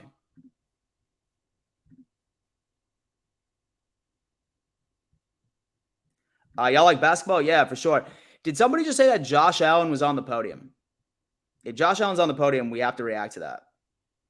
Kyle is saying, what are your thoughts on Dalvin Cook might be going to the Jets? I think it's pretty much written in stone at this point. Never mind false alarm. Okay, for a second, I was about to freak out because, I mean, like, that's what we do on this channel. We relax. By the way, who ended up joining the Discord? I know everybody joined the Discord. We got to make that work. Good rep from Elam against Hardy, 2v2s. Stuck to him through multiple moves. Ooh. Elam, listen, man, I'm telling you, he's an absolute stud. He is an absolute stud when it comes. And so he's an absolute stud when it comes down into man coverage. I love the guy. I really do. I just really want to see him take steps in zone coverage. Otherwise, I think we're going to be seeing a hell of a lot more of Benford and Dane Jackson, much like last year, but I could be wrong, and I hope I'm wrong. Jadis, y'all hear about Bronny James cardiac arrest? I did. It's terrible. It's terrible. Somebody that young having a heart attack, it's terrible. And so Bengals are for real, and so the division did get a bit tougher, and they lost some pieces on the defense as well. Good news, when Judon is participating in team drills, Judon and Stevenson continue to practice as the offense and defense build up for positional drills on separate fields. Interesting. Banged up Bills. We're talking about Patriots news. We don't care about that. We're melting out here. My son needed a blow pop to cool off. Hope to get back out there shortly. What do you say? That's it for today. It's been a hot one. Look for an injury update post over the weekend. Stephon Diggs a line in the backfield to get him wide open. Check down to Damian Harris. Look at all these primes. Oh, finally something. Who is it? Sherfield, baby. Look at that Sherfield situation.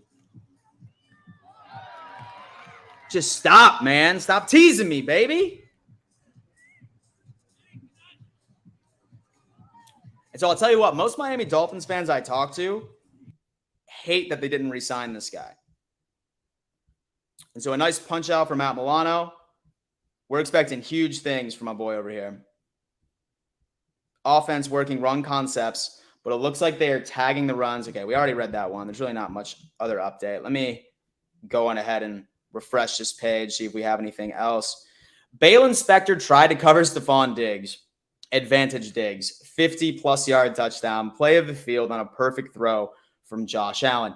Is anybody else surprised that we haven't been seeing like a lot of like these camera angled like highlights? For some reason, I feel like the Bills media team did a hell of a lot better of a job last year of showing us particular highlights that came out.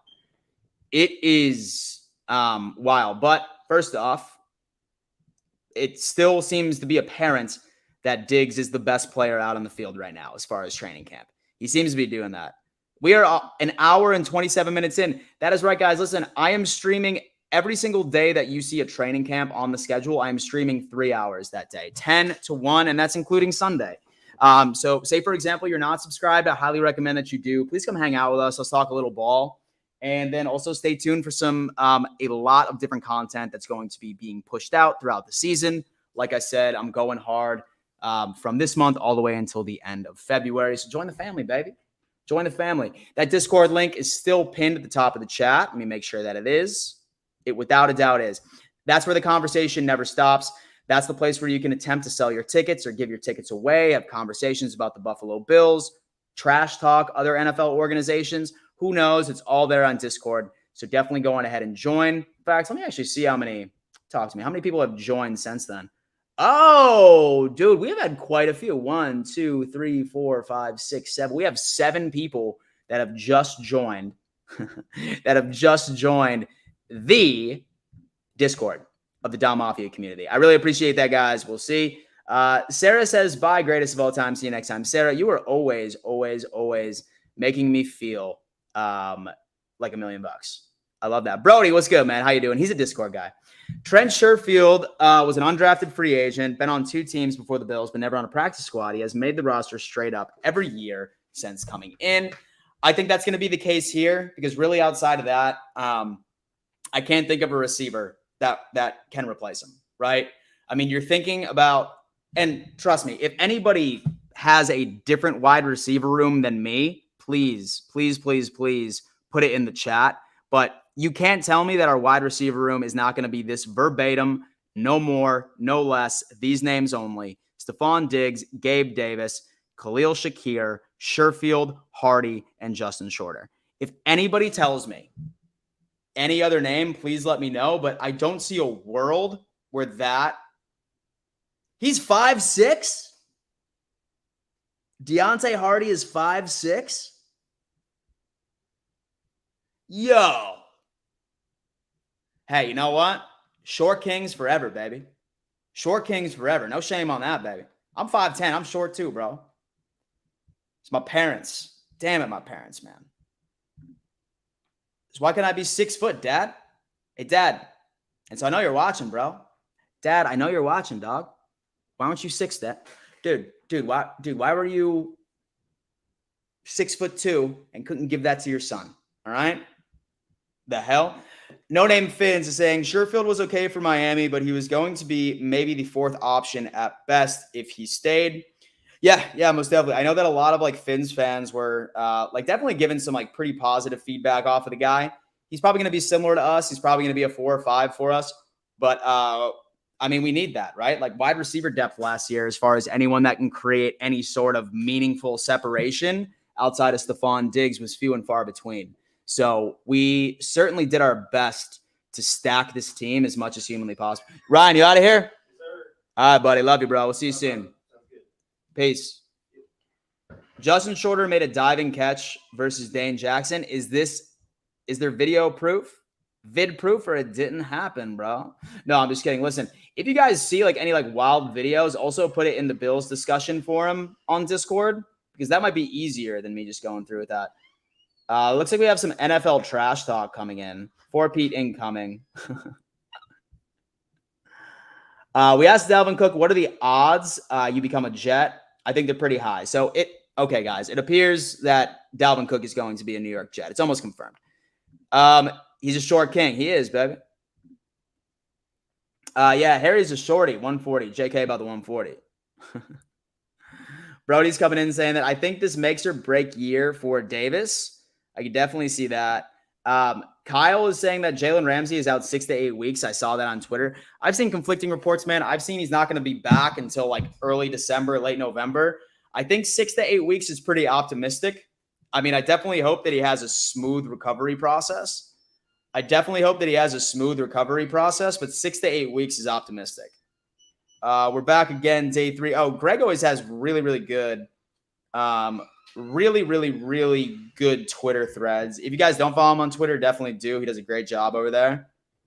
Definitely knock that out. Starting off right here, wrapping things up with some field goal work with Tyler Bass. Tyler Bass from 60. Good from 65 plus. He's got the leg. Bills already had the team segment. Bills defense shows cover 0 with the linebackers mugging the A-gap. Allen throws out a check as if he's audibling to a 0 beater, fakes the swing pass to his right to Hardy, who is in the backfield, and hits Dig deep for a likely touchdown. He fooled us. We thought it would be a quick hitter with the pressure look. I don't know about you, but I feel like that Ken Dorsey must have printed out some of the tweets that he has seen from Bills Mafia, and he was just sitting there angrily staring at them on his wall this entire offseason. This is my theory. When it comes down into Ken Dorsey. Because all of us gave him a lot of shit last year, right? And I mean, that's an entirely separate conversation. He really didn't do all that bad. His stats were so similar to Dable's. And even the striking difference, which is our red zone efficiency, there was still only a 6% difference in red zone efficiency between Dorsey and Dable, which I suppose in retrospect is pretty significant, but it's not as significant as I feel like the Twitter world or the internet wants you to believe. So it's, I don't know. Dan Fates, Bail Inspector. Okay, we already read that, man. Show us a Josh Allen interview. There's definitely players that are going to be interviewed today. So I'm excited to see what's going on. Sherfield and Hardy, nice chunk grabs around a Gilliam drop. Hardy had to go up and pick his from the air. Okay. Bills are separating teams for a drive. The field drill. Ooh. Bates, Jackson, Benford, Dotson, and Spector stayed on the Josh Allen field.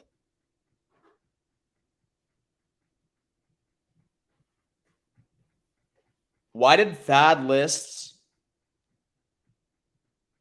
a random offensive lineman with all of these defensive players? Anyway. Okay, pretty wild. Pretty wild thus far. What's up, delusional Patriots fan? How's life, man? Hope all is well. Yo, is that an Aaron Hernandez? No, it's not. And for a second, I thought it was an Aaron Hernandez profile picture. I was about to say, you like to choose violence. My trip got canceled, so I'm back. Oh, dude, that sucks. Why did it get canceled? What happened? So Allen and Diggs roasted him last season. Jordan Smith, we can beat Miami without Ramsey. With or without Ramsey. Ramsey is old, so he's probably not going to get the quick fix. Delusional Patriots fan, bro. How old are you, dog? Because I'm about to look up Jalen Ramsey's age, and I feel like you're about to hurt my feelings here. Okay? Let me see how old Jalen Ramsey is. I'm not going to look at it. I'm just going to share my screen to Jalen Ramsey and see. Because you said that he was old, and I hate when people say that some of these players are old, right? So this is completely a raw reaction of where I am at. So let's see where he's at. He's 28, bro. So what am I, ancient? Yeah, that kills me, man. And you know what? I even catch myself calling NFL players old, right? And like when I call them old, it's like 27, 28. But then I reflect. I'm like, Dan, you're 32. What the hell are you talking about? So it's very eye-opening. It's very, very eye-opening. He's old quarter-wise. Okay, so delusional Patriots fans around my age. So that's good. Has Ramsey even beat Josh once? I know we called him trash after that draft pick. He has a strikingly very successful QBR against him. My trip got canceled. I already said that. Dan, what about Breece Hall? If the Jets get Dalvin Cook, Breece Hall would be the number 2. I wouldn't entirely believe that. I would probably still identify Breece Hall as the number 1. I probably still see Breece Hall as the number 1 on that team. And so I think that you're going to have an absolute killer like RB2. And some might even argue that they have 2 RB1s. Like think of back in the day when the Browns like fully utilized Kareem Hunt and Nick Chubb together. It's going to be a situation like that. Dorsey has already shown in 3 days of training camp that he is committed to using more 12 personnel packages. All I want is an offense that is versatile and productive. I think he can do it this year. Me too, bro. Me too. That's 1,000% what I'm seeing. And so let me check my phone, make sure that nobody is trying to come after me. You know what I mean? Well, not, sort of come after me or anything along those lines, but just make sure the world isn't burning. Guys, honestly, like sometimes like I'm like this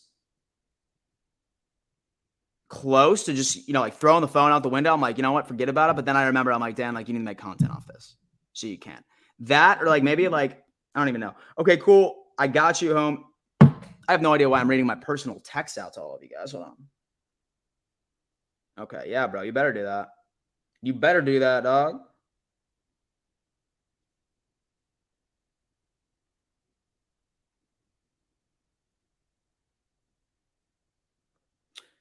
So my girl, her AC broke. She's getting it fixed. And so I asked her, I was just like, babe, what's the part that needs fixed? Oh, I don't know. I'm like, well, I mean, that would have been like useful information so I can tell if you're getting absolutely robbed. My dad owns a plumbing company, so I at least have like some sort of knowledge when it comes into like, I would say reasonable prices for particular parts.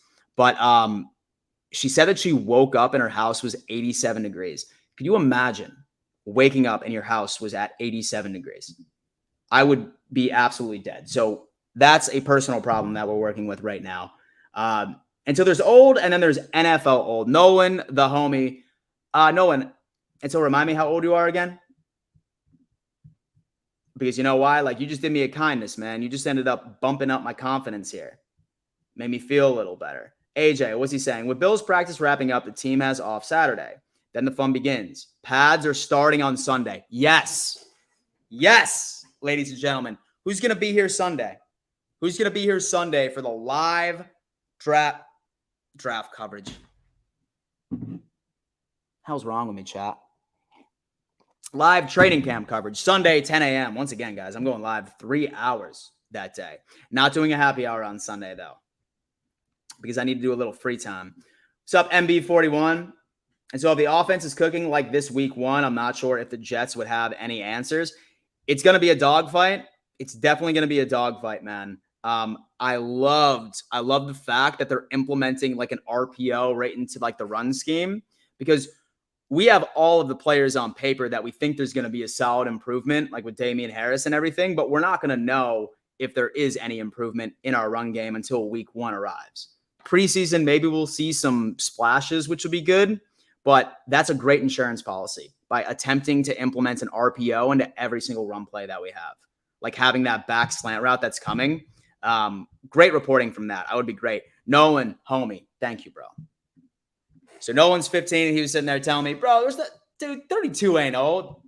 Yo, man. You the man, Holmes. Thank you. With all the 12 personnel we're implementing into the offense, I feel like the keys are already at a disadvantage, or the Jets, I think you meant, as we did not have that luxury before, should cause confusion for their defense. Absolutely. Especially with like a beautiful slant route, RPO with any sort of like, and so a run plan. Like, that's completely putting the linebackers off-footed. They're going to be off-balanced. I think it's beautiful. In fact, I'm surprised that Dorsey didn't attempt to maybe implement it last year, maybe because he knew for a fact that nobody was scared of Devin Singletary. Maybe that's why he wasn't implementing it. Like, at least Damian Harris and Latavius Murray caused some sort of respect, you know? But we shall see when it comes into it. So with all the 12 personnel we've implemented, I feel like the Jets are already at a disadvantage. Should confuse the defense more and lead to more explosive plays. Didn't have the luxury last year. That Jets defense is nice, definitely, with the secondary. I just hope that like the refs can finally come out and start calling Sauce Gardner on his blatant holds. Please and thank you. That would be ideal. Josh Allen and Stephon Diggs seem to be back.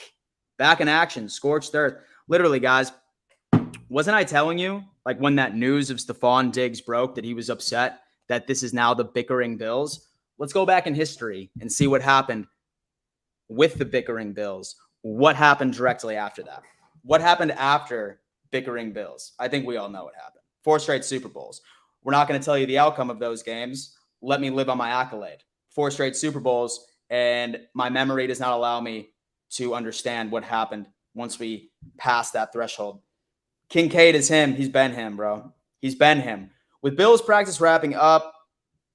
Oh, here we go. AJ Feldman. This is what I want. By the way, I'm actually going to add you to my list, my friend.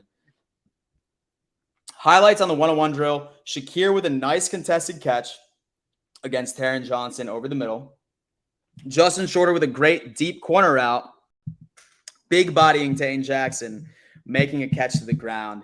He let him know it too. So, rookies out there talking shit. Rookies out there talking shit. Listen, we've said I'm hyped about Shorter. He is that vertical threat. And as much as I think Anthony Richardson might do good in the NFL, he wasn't like a true passer, not like Josh Allen at least. So maybe we haven't seen the full potential Shorter because he's not coming from like a pass heavy offense in Florida, but now he's going to a pass heavy offense in Buffalo. So I would love to see that. Dude, he was so shocked when they actually started calling it. Ryan Clark is crying right now, right? My videos like behind. Did you say you were streaming Bills games or not? The GOAT, yes, most definitely. I am bringing back my live play-by-play reaction to all Bills games this season.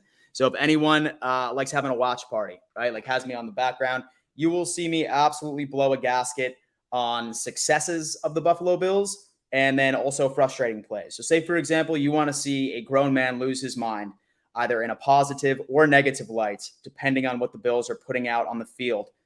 Make sure you subscribe. Hit that notification button. You don't want to miss it. There's a lot of fun-ass content, guys. Also, if you're new, 118 people are currently watching this. Please do me a favor and go on ahead and introduce yourself in the live chat, right? Because we are trying to build like a massive community right now. Bills Mafia, NFL fans. I basically like to look at it as like a bunch of friends getting together and talking ball. That's essentially how I look at this entire situation. That's always how I've looked at YouTube. So if that's your cup of tea, it's not an audience, right? Like y'all aren't my followers. Y'all aren't my audience. In my opinion, I look at you like as my community, my friends, like people I want to talk ball with, right? So definitely go ahead and subscribe to this channel. I promise you, you will be entertained. I promise you, you will be entertained. I can say that my personality is typically polarizing, particularly on YouTube, Twitter, etc. I am a love-or-hate guy. But I guarantee you, with all of my friends that you will ever talk to, right outside my rough and polarizing exterior is a homie. All right, so make it happen, y'all. Love you guys. Thank you so much for your continued support. Sarah Christine, thank you so much. And so I almost addressed you as your middle name, which I'm assuming that's your middle name, Sarah. Thank you so much, Sarah. Very, very kind of you. Absolutely love it. All right. What else are we talking about? Where is the Josh Allen interview? It's probably not going to be Josh Allen today. Okay, so Josh Allen and Stephon Diggs might be back. Let me know if there's anything in particular, if you notice anybody going into the podium. Kyle. Hey, what's up? I'm Kyle, and I'm 20 years old, and I'm here to meet new people. Talk football. Talk ball, bro. Listen, we only talk ball up here. And sometimes we rank cereals and ice creams as well. And so the conversations just absolutely go wild. W, the GOAT's my boy, dude. Absolutely. What's up, Eric? How you doing, man? Eric and Meyer Vlogs. Dan, thoughts on Ramsey? Big fan. Keep the work. Fins up. Dude, it sucks to see. It really, really sucks to see, man. I mean, I really feel for Fins fans. I really, really do. My biggest concern is that I'm not particularly sure that I'm buying 6 to 8 weeks. Say that it is technically possible. Say that I'm a part of that like Dolphins organization. I would stay far away from that timeline. I feel like what's realistic, in my opinion, if I was a part of that organization, I would ride with what the secondary did for us last year with that personnel and not get Ramsey back into action, in my opinion, at the absolute earliest, early November. That's me. It sucks. It's good to hear that it's not an ACL. It's good to hear that it's not an MCL. But that meniscus can certainly be a lingering injury. It sucks, but and so I'm still super high on what Javon Holland can do. I think X has lost a bit of a step, but I think you have a lot of youth, and you did draft that DB in the second round, who's pretty fast too. So I think you guys have all the pieces where you will get by. I do, sincerely. Week 4 is going to be interesting. All right, go. Take a good one, man. I really appreciate that. James coming in saying that, hi, I'm James. I'm 34 years old. I talk American football on YouTube because my English soccer team ruins my life. James, what is your YouTube, bro? Oh, you had a YouTube channel? Let me see. What's it called, bro? Talk to me. No injury for the Bills today. I know. That was something that I was crossing my fingers for because I didn't want to see it. I definitely didn't want to see it. Seems like a lot less Dolphins fans around. I think it's probably because, and so I think it's probably because TD has to be streaming or something. And so I hope we don't have a game in Miami when it is so hot like last season. Kyle, thank God, my friend, that it is actually in January. So while it's not going to be cold by any stretch of the imagination, don't look for 120 degrees like on the sideline. So I think everything should be okay. Considering what Byron Jones said about Miami rushing players back, Ramsey is going to take his time. What was that specific quote from Byron? What was that, by the way? Oh, and so Jordan Smith, we're talking about ice cream now, bro. What's up, Bearded? How you doing, man? And so did you see the report that they are running screens out there? I saw that, and what's even more exciting, Bearded, is that I saw the report that for our run game, we're starting to implement a RPO. So essentially, if our running game has been gifted an insurance policy. So now at every single running play, there's going to be a RPO option where there's going to be like a little mini slant. So say, for example, that like Josh doesn't like the blocking scheme pre-snap, or he sees something in the coverage that he wants to take advantage of. That's going to be great. And that's going to keep people honest without us having any sort of elite run game. I think our run game has improved, but I am not going to say it's elite by any stretch of the imagination. I wouldn't even put it, I would say, in the top 10. However, it has improved. I love Damian Harris. I love Latavius Murray. But we shall see. The Bills signed Trent Sherfield to a one-year, $1.7 million deal this offseason. Some believe he is the leader to be wide receiver 3 for this team through 3 days of camp. Really? Sherfield being wide receiver number. Interesting. How do we feel about that, ladies and gentlemen? How do we feel about Sherfield taking that mantle? James says, no, I don't have a channel. I come in and vent and feel better that my NFL team is actually good now. Dude, honestly, man, I appreciate it. I honestly did. I think I misunderstood you. I thought you had a channel, bro. Like, I mean, I was about to subscribe to you and watch your stuff. I love watching like other Bills content creators. I really do. Pats do have a great secondary. They do, man. And so the Bills do as well. I think that's like the biggest thing where like if like expectations are low by any stretch of the imagination for the Pats, don't think for a second that they're going to be a 4 or 5 win team. I've seen a couple of people try to say that the Pats are going to be a 4 to 5 win team. No. And so I'm not saying that they're going to be great, right? I'm not saying that they're going to win double digits, but I'm saying 8 or 9 wins this year for the Pats is 1,000% expected. Defense is still solid. Mac Jones really ain't that bad. Last year, he was just going through a bunch of scenarios where he had Matt Patricia calling offensive plays, which was a head scratcher. Some might have thought that like maybe Belichick was like trying to purposely be fired or something. I don't know. But this year with Bill O'Brien might be interesting. Like not the sexiest wide receiver core, like not something I would ride home about, but they're definitely not going to win only 4 to 5 games. You're looking at 8 or 9 games for the Pats. I can see him in the slot around 50%. And so if you absolutely must, consult an outside doctor to learn the long-term implications.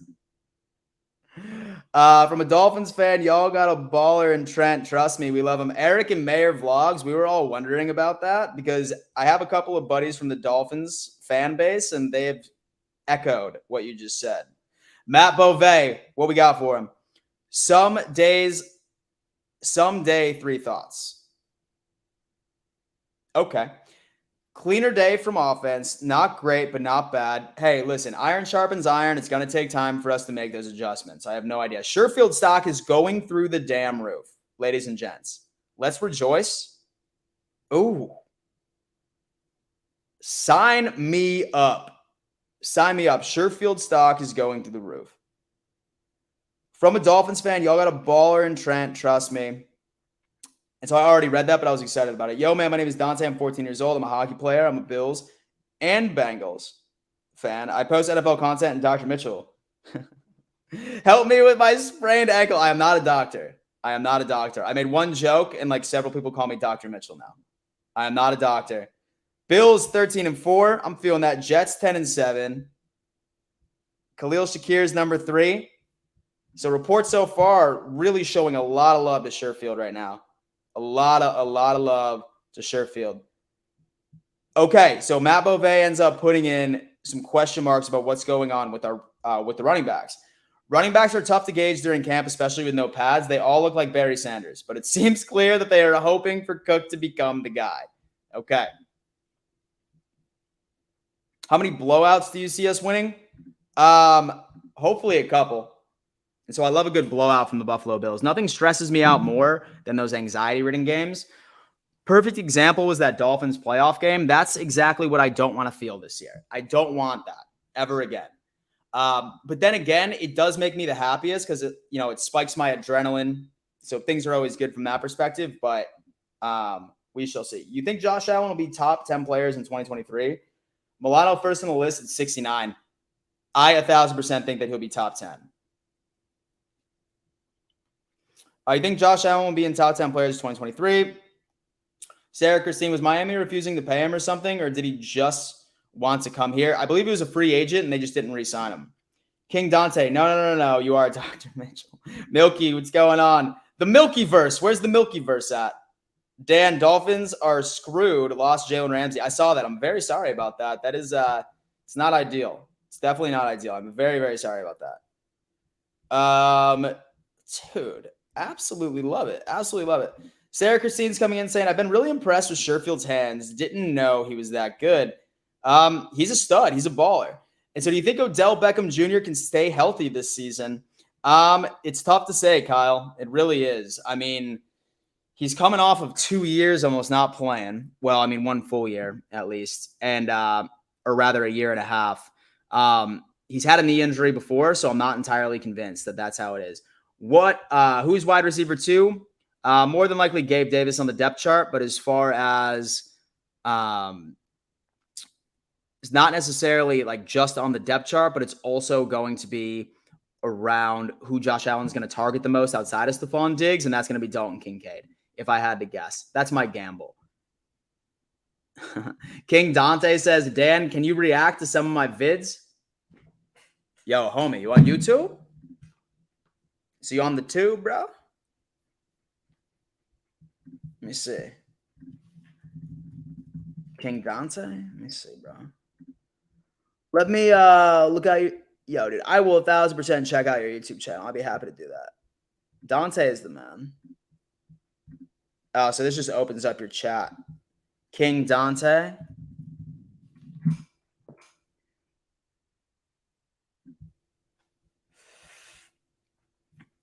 Yeah. Just go ahead and put your YouTube link in the Discord.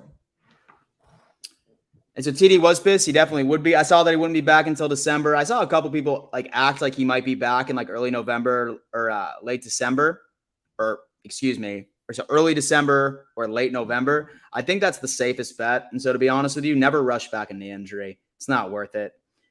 And so do you think that Josh Allen 17 can take the next leap and get over 40 touchdowns with less than 10 interceptions? So surprisingly enough, Carl, I am not particularly somebody that shames Josh Allen in interceptions, as a lot of people do. It's mostly opposing fan bases that really put that out there into perspective. When you see numbers like that, it tells you that, number one, your quarterback takes chances. And when he takes chances like that, sure, you do get turnovers. But at the same time, you also get those highlight reel plays, those impossible throws, those things where that really wow you from a fan perspective. In order for Josh Allen to see a significant drop-off in his overall turnovers, that means that we're going to have to see him change his game entirely. And I feel like that if we wanted that, we've had that before, right? We had that in Tyrod Taylor, or I believe now it's pronounced Tyrod or something. And playing it safe isn't always equivalent to success, right? Being a game manager isn't always equivalent to success. I love the fact that Josh Allen is a gunslinger. I love it because think about how many games, and I'm talking narrative changing or momentum changing plays that happened in Buffalo Bills history since Josh Allen that were caused by that mentality, right? If you take away, Carl, say that you take away Josh Allen's interceptions, then what you were essentially calling for is for him to change his entire gameplay, his entire style, which in my opinion, his style has won us several games. Okay. Granted, he had a lot of interceptions last year, but at the same time, how many regular season games did we lose last year? 3 games. By how many, by that point differential as well. That point differential also has us to the fact where, we lost by 8 points combined. So I'm particularly not mad about Josh Allen's interceptions. I would like to see a slight drop off. That would be nice. But a massive drop off in interceptions, that right there to me tells me that he's not being himself. And when Josh Allen is himself, that's what makes us successful. So I'm not particularly upset. So when people try like saying, oh, Josh Allen's a turnover king, it never bothers me because I don't want him to change. Okay, so Gabe, let's see. And so I think we're about to see a really strong season from Gabe Davis so far. And granted, guys, like I said, we're all excited right now, but pads don't come on until Sunday. Sunday, we're going to be seeing a lot. I think Gabe's going to ball out. Seems like he's got a chip on his shoulder. I wish we would have paid him this offseason because I doubt we'll be able to afford him next season. I think we will be able to, man. I'm not entirely sure I wanted to extend him this offseason. Just for the reason that I believe that I think that with that extra motivation of not knowing where he's going to be next year is going to cause him to really go to that elite level by itself. But who knows? I mean, I've heard a lot of rumors that he probably is going to be extended. Say that it was up to me, I probably wouldn't. And then I would just, sort of revisit the drawing board and see if it plays out for us. Because I feel like last year was inconsistent to what he did previous years, so I don't want to take the chance. Milky, we're good. We'll be the same as last year. Just a little better with Fangio and Ramsey. We'll be back for December football. And then that's when we'll start our run. We're good. And so Fangio is definitely going to improve. He's definitely going to improve. Watching Don Mafia and ordering bocces. Dan, you have a promo code. Louis, yes! Yes, I do. It's Dan, Louis. Louis, it is Dan. Dan is the promo code. D-A-N. Okay? Listen, guys. Say, for example, you didn't know the show is brought to you by Bocce Club Pizza. Best pizza in Buffalo, New York. Best pizza in Buffalo, New York. Best thing is that they are actually delivering nationwide, so they will send the pizza directly to you if you are out of the Buffalo market. If you are in the Buffalo market and you go to get Bocce Club Pizza, make sure you tell the nice person on the phone, code Dan, say that one of your favorite YouTubers, he promotes you guys, and Dan and the code Dan, D-A-N, gives them 10% off. So do that. And if you're out of Buffalo, then go on ahead and use code Dan for nationwide delivery. They'll mail you the pizza, just throw it in the oven, boom, taste the home. I love Bocce Club Pizza. I grew up on it, and I was absolutely humbled once I found out that they wanted to partner with me. I love these guys. Louis doing it, Bocce Club Pizza. What are you getting, Louis? What pie you getting, baby? What pie you getting, baby? Let's talk about that.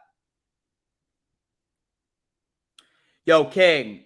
And so do me a favor and put that in the Discord too, your YouTube channel. I'll check that out here in a bit. Oh, there you are. I see you, guy.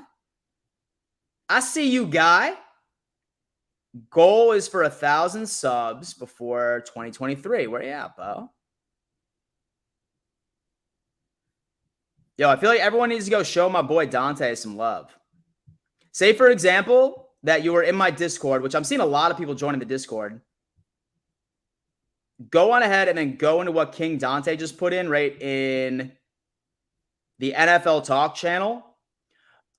Yo, Dante, from now on, just put that in the general chat as well. And so NFL Talk is just NFL news, but it's fine where it is. So go to Discord and go show Dante some love, man. Let's get him up to 1,000 subscribers.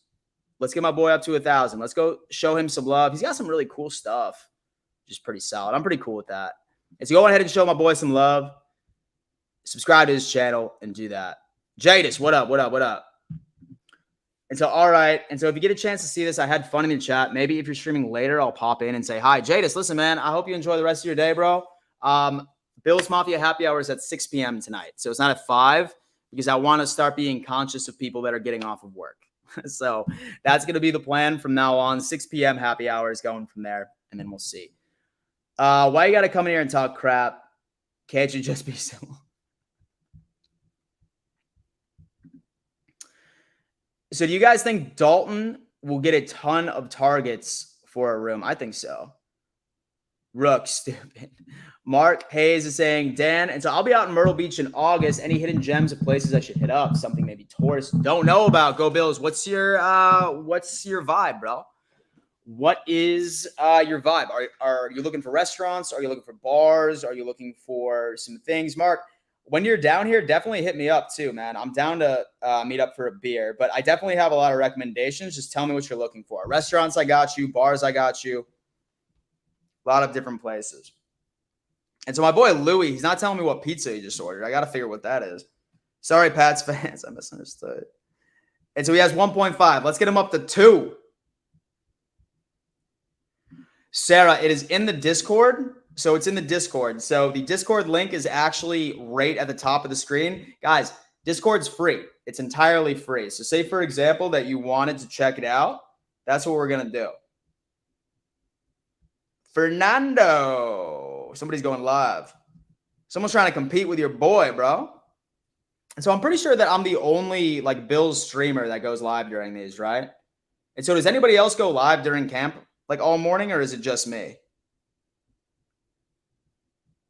Look at that, boys. Yeah. It's right in the Discord. And by the way, guys, definitely go ahead and join that Discord. The conversation doesn't stop in the Discord, man. It's a great community of just bros and sisses talking ball. All right? So go ahead and knock that out. And also, I'm going to say if anybody ever has any tickets that they're trying to give away as well, for example, that's also going to be a place for you to knock it out, which is pretty solid. Sarah Christine, never mind. Kyle. So any good Bills pages I should follow on Twitter? Just Buffalo Fanatics is good. You follow them on YouTube. And so if you do, here are my recommendations for like Bills shows and YouTube that I watch. Joe Marino from Locked On Bills has a great show. Does his thing, man. He's very intelligent, really speaks to the X's and O's, really dives into the data of the game. If like you're looking for like intelligent analysis, Joe Marino is probably like the best of the best. So is Cover One. They're very, very intelligent. Like that's like high intellect football. Like you watch them, you could probably coach like a junior varsity high school team within like a year of consistently watching them. Very good, very nuts and bolts of schemes and everything. Whereas in my sort of content style, I'm more just like a fan that has a somewhat cringy personality that comes off as an entertaining vibe. So that's the difference. And I love that. Double pepperoni, extra cheese. Did you just order in from the phone? Did code Dan work? Let me know. Yo, guys, I got to do an AFC's Roundtable event at Hard Rock. You guys got to do an AFC's Roundtable event at Hard Rock. Eric and Meyer Vlogs. Let me tell you what, my friend. We're doing the AFC's Roundtable event week 1 at MetLife. I'm not sure if you're going to be in the area or if you plan to, but I would love to do an AFC's Roundtable event at Hard Rock. That would be sick. Maybe Bills and Dolphins January. Maybe I can talk to TD to see if he'd be down to do that, because I would 1,000% go to Miami in January to do this. Yeah, bars and restaurants. I will be with family and kids, but nightlife stuff when they go to bed. I'll try and hit you up and see if we can meet up for a beer and chat bells and stuff. Yeah, man, absolutely. So most tourist traps are in the city of Myrtle Beach, okay? Like the actual good restaurants, the actual good bars are either going to be in North Myrtle Beach or they are going to be in Myrtle's Inlet. One of my favorite places, especially in Myrtle's Inlet, is called Hot Fish Club. Great food, first off, and they have this awesome little like tiki bar off to the side that's great for nightlife. It's absolutely awesome. Food down in Myrtle's Inlet, there's this place called Costa. Incredible Italian, good seafood. Great place. Highly recommend checking that out. And then Wicked Tuna as well. Great sushi, great seafood. They have a live band outside typically playing. Really good scene. It's kid-friendly as well. Super great. And then North Myrtle Beach, Barefoot Landing. Really anywhere there is fun. And then if like you're a dive bar guy, there's a place called Molly Darcy's in North Myrtle Beach, which is an absolute dive of the year. I love a good dive bar. Absolutely incredible. Some other dive bars that I absolutely love. Atlas Tap House. That's in Myrtle Beach. It's called Atlas. Incredible dive bar, and Bumstead's, which is right across the street. Those are the local spots for anyone ever down in Myrtle. You already know. Sarah is saying that Bocce is my favorite for pizza. Barbell is for wings. Barbell is elite. And so Cover One is legit. They're very smart. They're very intelligent. Hey, Thomas. And so it was just a joke, man. Yeah, it was just a joke. Thank you, though, bro. I really appreciate that. So who do you think is the best cornerback on this team? It's still Trey White, but we're gonna have to see.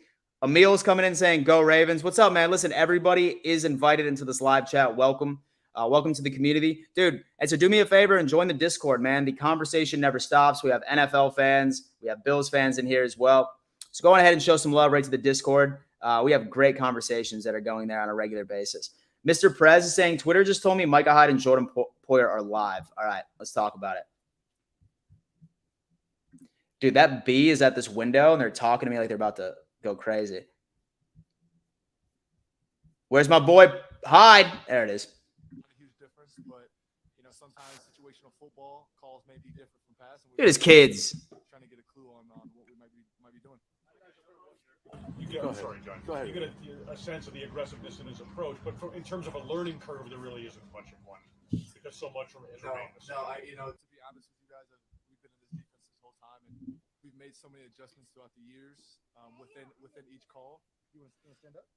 That it's I've kind of gotten wrapped up in all the. So I'll be right back, guys. So to me, it's trying to get back to the basics of training camp football, and not week 11 of us game planning for a team years ago. So that's my biggest adjustment. But as far as the plays goes, it's not much of a difference.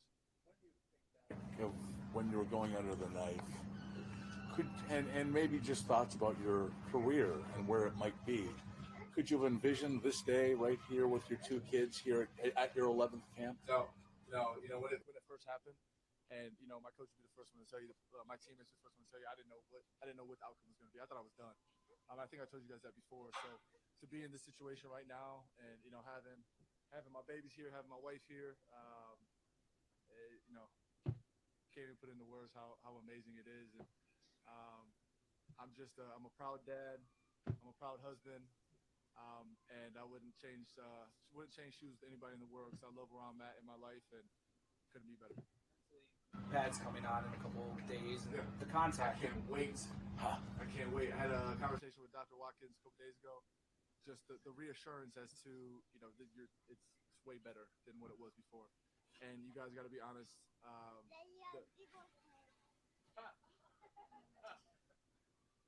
got a big old head. I got to be honest. In years past, it was a struggle, man. Like getting in out of bed, of just like having neck soreness and all that type of stuff. So I'm just happy that it's not going to be as bad as it was. Trepidation, or you're ready? I'm ready. Come on. How long you been watching me play? I'm ready to go, man. Had you advanced to the AFC Championship game, you'd have been. So I'm assuming you tested it from a contact standpoint at a pretty high level. So there's no real threshold for you to get over when the pads go on out. Exactly. I was ready, months ago. It probably worked out for the best. I had my full recovery and was able to sit out a couple more months and not have to be banging and wear and tear on my body and all that. So it's fully healed, and I have no doubt in my mind that when the pads get on, I'll be ready to go and start hitting. I'm not thinking about how's my neck's gonna hold up. So that's okay too, but just put it in general. Just put it in general. So do me a favor and delete it from Trash Talk and put it in the general chat, and you're fine. Again, after not knowing if that was ultimately going to play out. Yeah, it's truly awesome to have Poe come back. Throughout his whole contract situation, he was letting me know what was going on and calling me up, giving me whole details and stuff because we really didn't know. By the way, guys, I do know that the audio is bad, but this is the Bills. We've tried it a million times. It's terrible every single time. And we see the same things every single day on the field, off the field. So it's a blessing to have him back also because I know I play my best game when he's healthy. He said that he understands that he has more football behind him than in front of him at this point in his career. You kind of saying too where you are in your career. Do you approach training camp differently because of where you are? Yeah, the young guys probably think at times I'm like kind of psycho because you just have more urgency. As you get older, you have more urgency because you understand that those years have passed and you don't have times to just give away games or give away playoff games and come up short. So it's just a lot more urgency. And like I said, some of the young guys probably think like, wow, this dude's 32 and he's still coming to work. He's a little crazy in the head because he's just, it's just go, go, go, go because that's just the mentality you got to have. Conversation that you had, or is that something that you and Diggs or Poyer, like knowing where you guys are in your career, is that a conversation that you you guys have, or This it is just known. doesn't even sense? It's just known. It's just known. I think throughout the years, listening to guys like Kyle Williams speak, Lorenzo Alexander, which was here today, some of the older guys that just kind of paved the way for us, and as this team and for this organization, just listening to them talk, it's kind of the same thing. It's just something and usually, throughout the season, towards the end of the season, maybe one guy will say a few things, but I think the older guys understand that it's got to get it now, and there's not too many opportunities left. Discuss that type of urgency, and he's aware of it, especially for this group of guys who have been together for so long, knowing that time is running short in some ways. How much do you appreciate that from your quarterback? I love Josh. I love him. Everything that he brings to the table, brings this organization. Of course, Robert. Absolutely. He's a leader. He's a leader. He just wants to go out there and compete every day. So him understanding that, and he's Josh is gonna. Here, so this audio is just so trash. What I think we'll do is we'll just go through the tweets and we'll see what he's saying, because I can barely hear him either. Okay, so first off, fantastic that his kids are joining. Let me go on ahead and let me share the screen so we can figure out what Micah Hyde's been talking about, and the Bills have just been letting me down, bro. And so the Bills have just been letting me down as far as their audio issues. So we're just going to read what the people are putting right there. First off, he's pulling a cool little kid situation right there. A nice little Steph Curry. He's pulling a Steph Curry. An older one was complimented on his dirt bike. Asked where he got it. He says Amazon. Hi added. That's new Santa.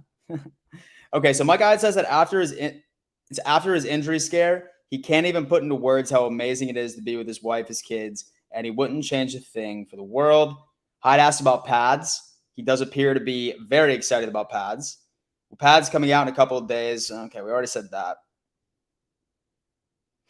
He thought he was done last year with his injury, which is pretty wild, I would have to say on that. Says he can't wait until the pads come on. Says he has no trepidation. What is that? Trepidation. Nope. Trepidation, a feeling of fear or agitation about something that may happen. Ooh, I like that. All right. Okay, let's see what else. There's more updates about Hyde. They're coming in heavy.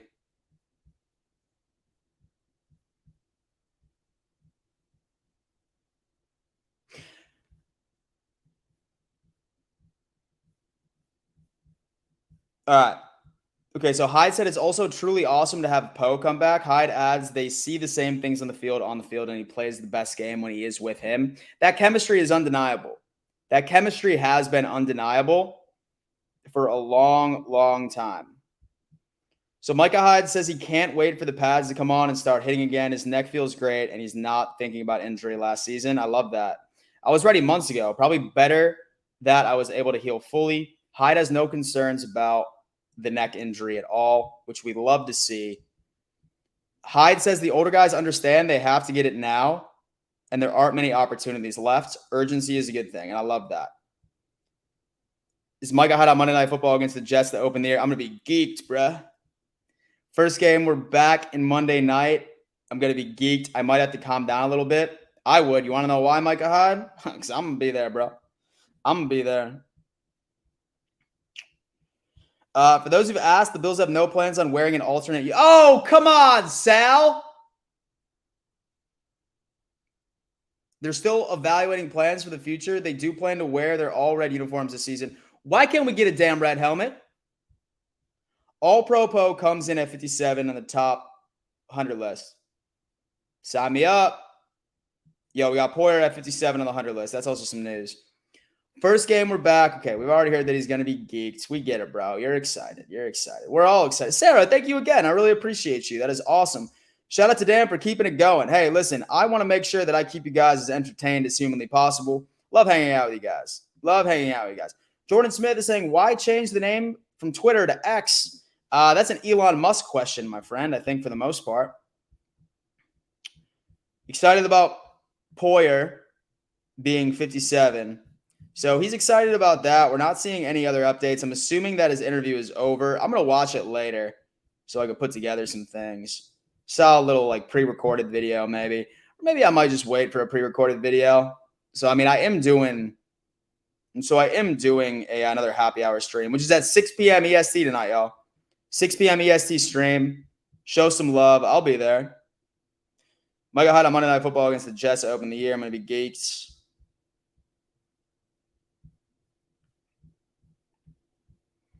Was ready months ago.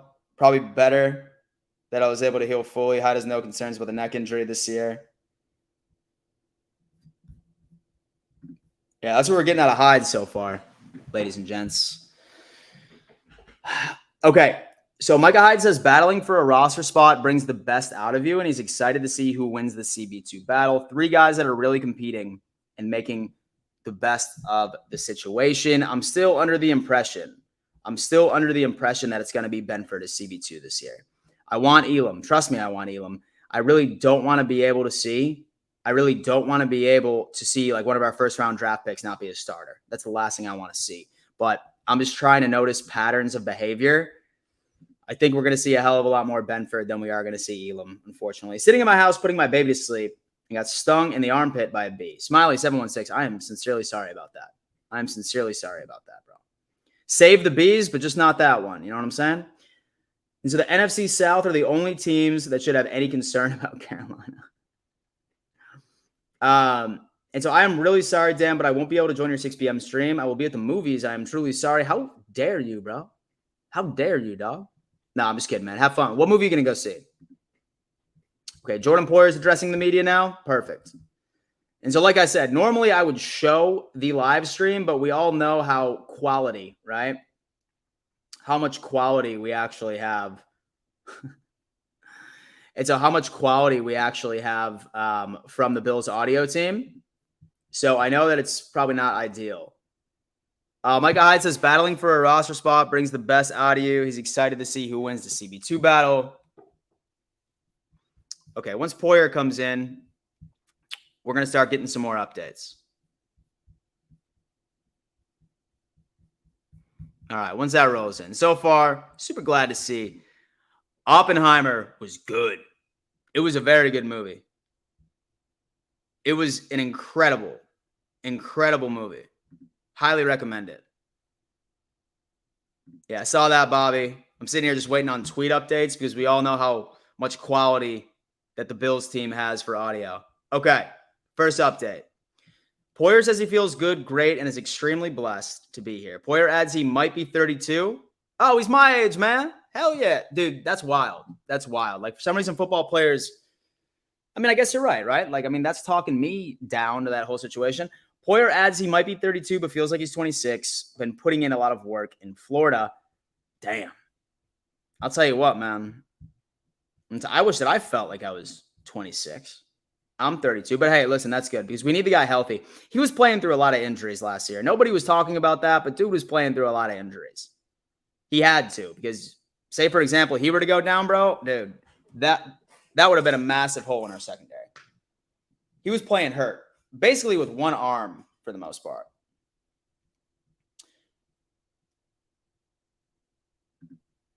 Robert, go away. Nobody's afraid of the Panthers. Milky said, are you scared of the Panthers? We don't play him this year. My buddy's a Panthers fan, so he's a diehard Panthers fan, that's for sure. Not particularly. They would have to really surprise me this year. Say, for example, that I would be scared of them. I wouldn't even say. And so I wouldn't even say that we could do that. So I was riding the bike trail and one flew right at me towards my arm. So I instinctively pressed my arm down and got stung in the armpit as well. So I feel your pain. And then we got my buddy coming in, Cecil. He's trying to tell me stream off YouTube. What do you recommend, bro? Where should I be streaming? Where else should I be streaming, bro? And so YouTube is really all I've like known how to do. I know that Twitch allows you. Yeah, that's wild because like Twitch streams, I know like you don't get copyrighted off those things. Because I see like Twitch streamers all the time or Kick streamers reacting to videos and they still get like paid buckets. So I'm not even for sure how that works out. Like YouTube has really good ad revenue, so that's why I like staying here because this is my full-time career and I need to, just make sure that I drive some rev. But I wonder if Hamill makes the roster. Will punt returner be a part of the equation? It shouldn't be, but this is the real world. Yeah. So, okay, with PR. So I think you meant public relations. Man, Steve Rose, I agree with you, man, but I don't think that there's really any particular way that he doesn't. I think PR is going to really is going to really play a massive role into this. In my opinion, when I ended up looking at how Damar Hamlin played last year prior to the injury, he struggled, right? He definitely struggled. I think he does, though. Even if we have to keep 5 safeties, I think that we would, because I think it would be a PR nightmare if we release Damar Hamlin, right? It's one game versus the Panthers. Who cares? They're not in the AFC East or the AFC Conference.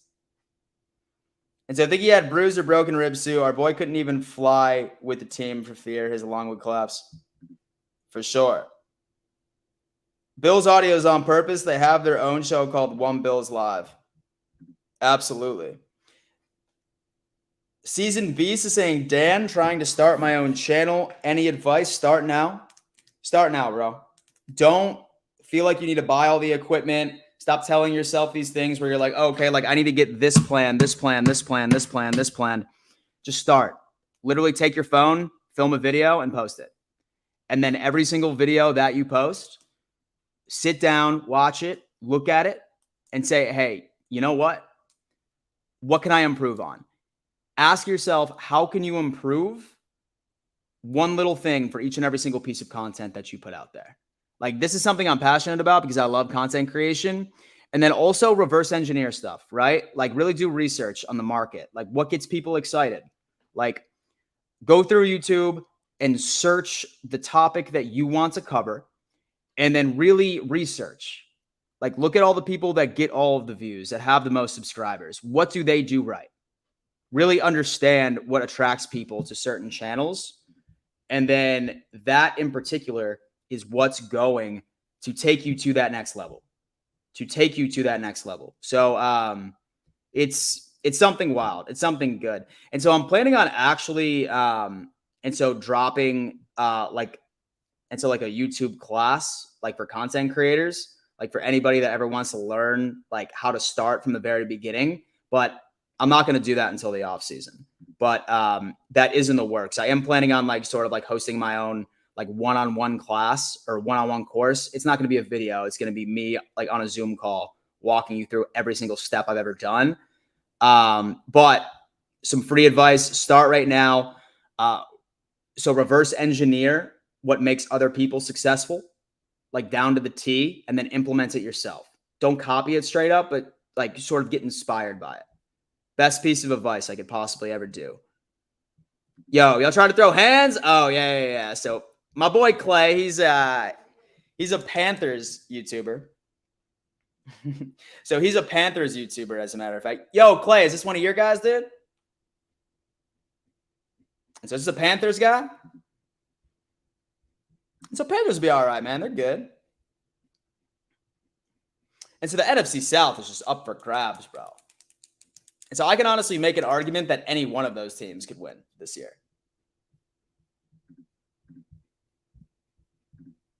So Eagles too. I can't tell if he's trolling or not. Let's see. All right. Anyway, let's keep figuring out what Poyer's got to say.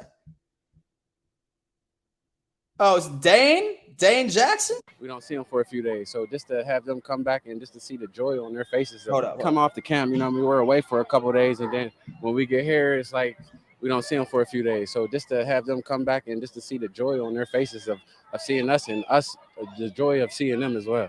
So I want to be able to be that, inspiration to him. Not even that, you know what I mean? Just whatever he does, you know what I mean? Just to see the joy on his face when he's able to look back and see these pictures and memories as well. Good old Dane Jackson, man. That's the boy. That's the guy. Safety Jordan Poyer says that the best QB in the game says that we have the best quarterback in the game and best wide receiver, and it makes the defense better. I love that, Poe. Keep preaching the truth. Keep preaching the truth to these people, man. Clay, Bill, Clay. And so if you are a Panthers fan, I highly, highly, highly recommend that you check out Clay's content. And even if you are not, check out his content. He does a great job. And he's a personal friend of mine as well. So definitely go ahead and check that out. Except for Clay, bro. Listen, man. And so I saw you ignored my text yesterday, dog. What's up? What's up, bro? And so you dodging me? No disrespect towards Carolina at all. They got a rookie quarterback. I just think he'll need at least a year to acclimate. Me too. I have zero disrespect. I like the Frank Reich move. And so I think Frank Reich's probably going to do very well for the entire situation. And then, yeah, man. Thank you. I appreciate that. You're the man. Is Clay Pantherology? He is. He is, as a matter of fact. Good friend of mine. Good friend. He lives down the street from me. Let me see. Oh, we finally have actual highlights? I'm going to take this music off, though. It's probably going to be copyrighted.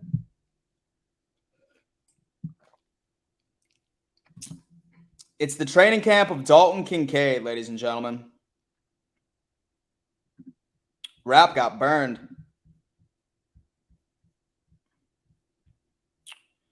So Poyer says that McDermott is pretty intense, and he's in the meetings a lot more. When he steps into meetings, McDermott tells guys he's the defensive coordinator and not the head coach. That's the leader that you need, bro. That's the absolute leader that you need when it comes into it. Guys, honestly, say, for example, you're finding any videos anywhere.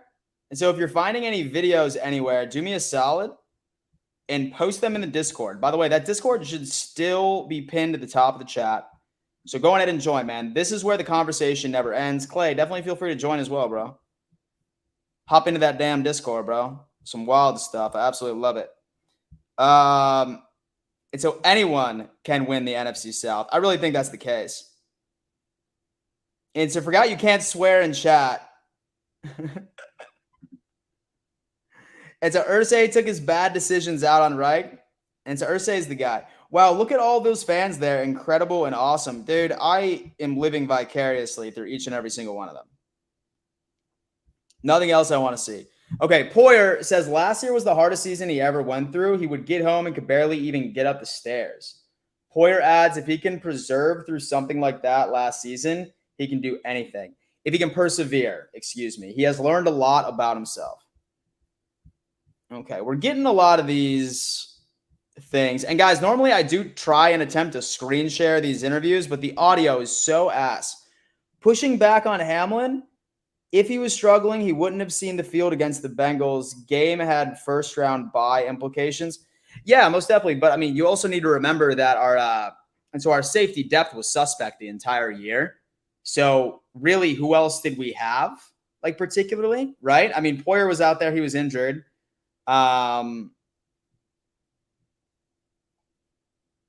Yeah. And so I'm not saying that he's not going to make the team. I'm just saying that like he certainly had his share of struggles, right? And like I said, listen, I love Damar Hamlin. I'm so happy he's okay.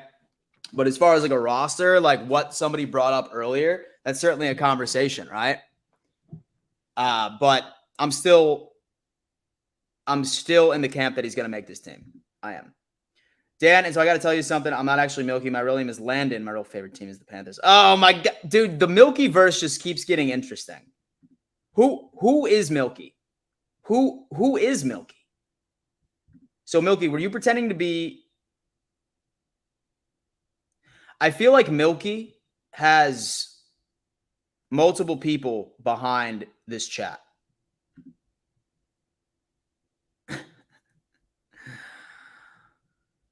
Let's just do a documentary on who is Milky. Those helmets are weird looking. That's just extra padding to prevent concussions. You're doing a heck of a job, my guy. Go Bills. Devin, I really appreciate that, man. Thank you so much. These 3-hour stream days have been awesome. Like I said, every day during camp, I'm doing a 3-hour stream for full coverage.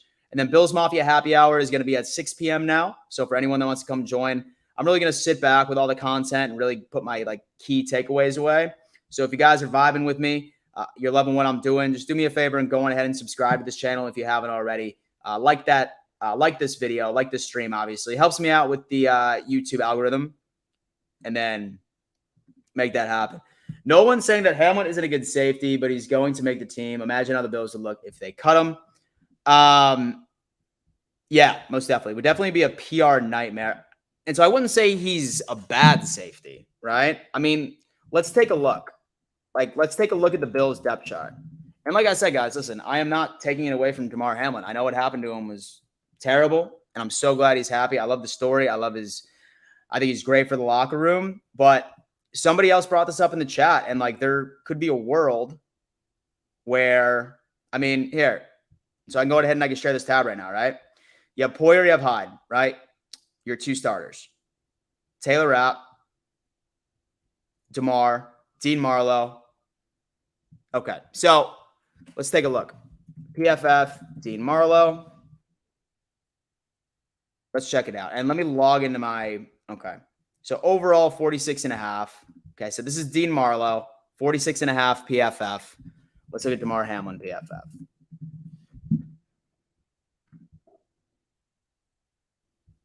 Okay, yeah, all right. 61 overall PFF. That doesn't mean anything. He's pretty solid pass rush, 74.6, but coverage, 62.8. And then when you end up going over to Dean Marlowe, pass rush, 56.3. And then let's see who else is on this depth chart that we could potentially discuss. Hyde, Poyer, Rapp, see him. Zane Anderson, Jared Maiden. Yeah, he's going to make this team. He's the fourth safety. 110%. 110%. But then again, those are PFF ratings, right? And so PFF is not like the Bible by any stretch of the imagination when it comes into evaluating player talent. But yeah, he'll make it. Let me see. And so DeMar learned that starting position. He did. I'm trying to think what they said was his weakness. I think it was tackling downfield or something. I think that was his biggest issue. Hopefully that he can just, sort of come back and just sort of make it happen and improve on that. But I mean, I'm just happy he's back, bro. And so I never would have thought that he would have actually came back from his pads.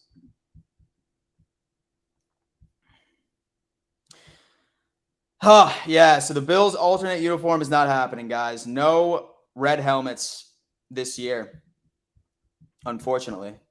No red helmets this year, guys. Yo, let's see if there's any highlights.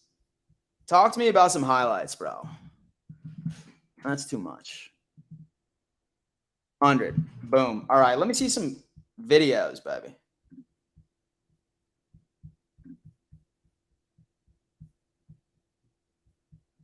Talk to me.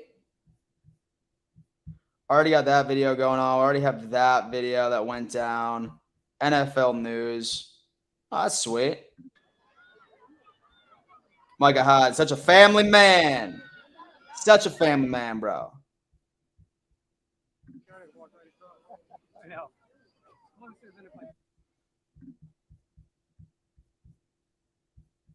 Already got that going on again.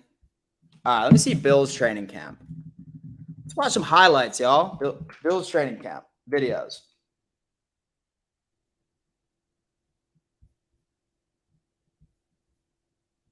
Not Bill training camp, on Bill's training camp. So I definitely want to watch a Bill Belichick.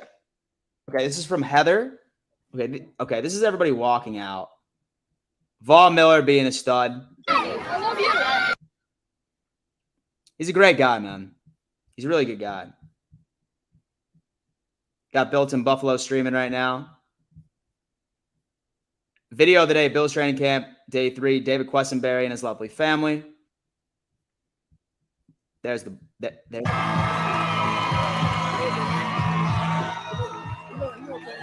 He's also great with the kids, man. He's also great with the damn kids. Okay, rookie tight end Dalton Kincaid has shown some excellence in the first 2 days of camp. No, it's great. Okay, this is what I want to see. Talk to me. Oh, we already watched this yesterday. You know what I mean? Pretty routine passes, no pads. So let's not get too excited. Lorenzo Alexander is at Bill's training camp today. Here's Mike Catalana talking to him about the 76ers. Got a lot of that. What? Oh, that was back in 2019. Okay, I thought they were vibing for a second. 3 I love yous, 1 free towel, 100 autographs. Anything else? I don't know, man. I don't even know if that's the case. I'll tell you what. Let's just get back to the chat here for a second. Let's get back to the chat. Let's talk. Bills Mafia, what's on your mind, baby? What's on your mind? Talk to me. Talk to me. What have you taken away? What's your biggest? Is happy hour 5 or 6 tonight? It is at 6 p.m. EST, bro. And so I figured that like me starting it at 5, like that's when people are like just leaving work. So I feel like that it's just better if I just started at 6 so more people are able to join. Because I definitely don't want you guys tuning in when you're driving from work. I don't think that would be ideal. I'm glad Shorter plays special teams. I think he could be a great deep threat. 5-star recruit. I see him as a Mike Evans comparison.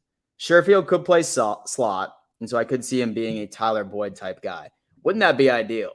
Hamlin gets burnt so bad and is lost out there. Watch his highlights. So Carolina might not even make the playoffs. Oh, man, Clay, they're coming for you, bro. They're coming for you. Not fake Shane. Sup, Dan? Working and lurking. Yo, dude, working and lurk, man. Work and lurk away, bro. Work and lurk away. Dan, I got to tell you something. Milky is my dog. Molly is my dog. That's why she's Milky. Sister Coco is. So you're saying that Coco was typing in the live chat last week? Bro. This Milky's life needs a damn documentary. Like, there needs to be an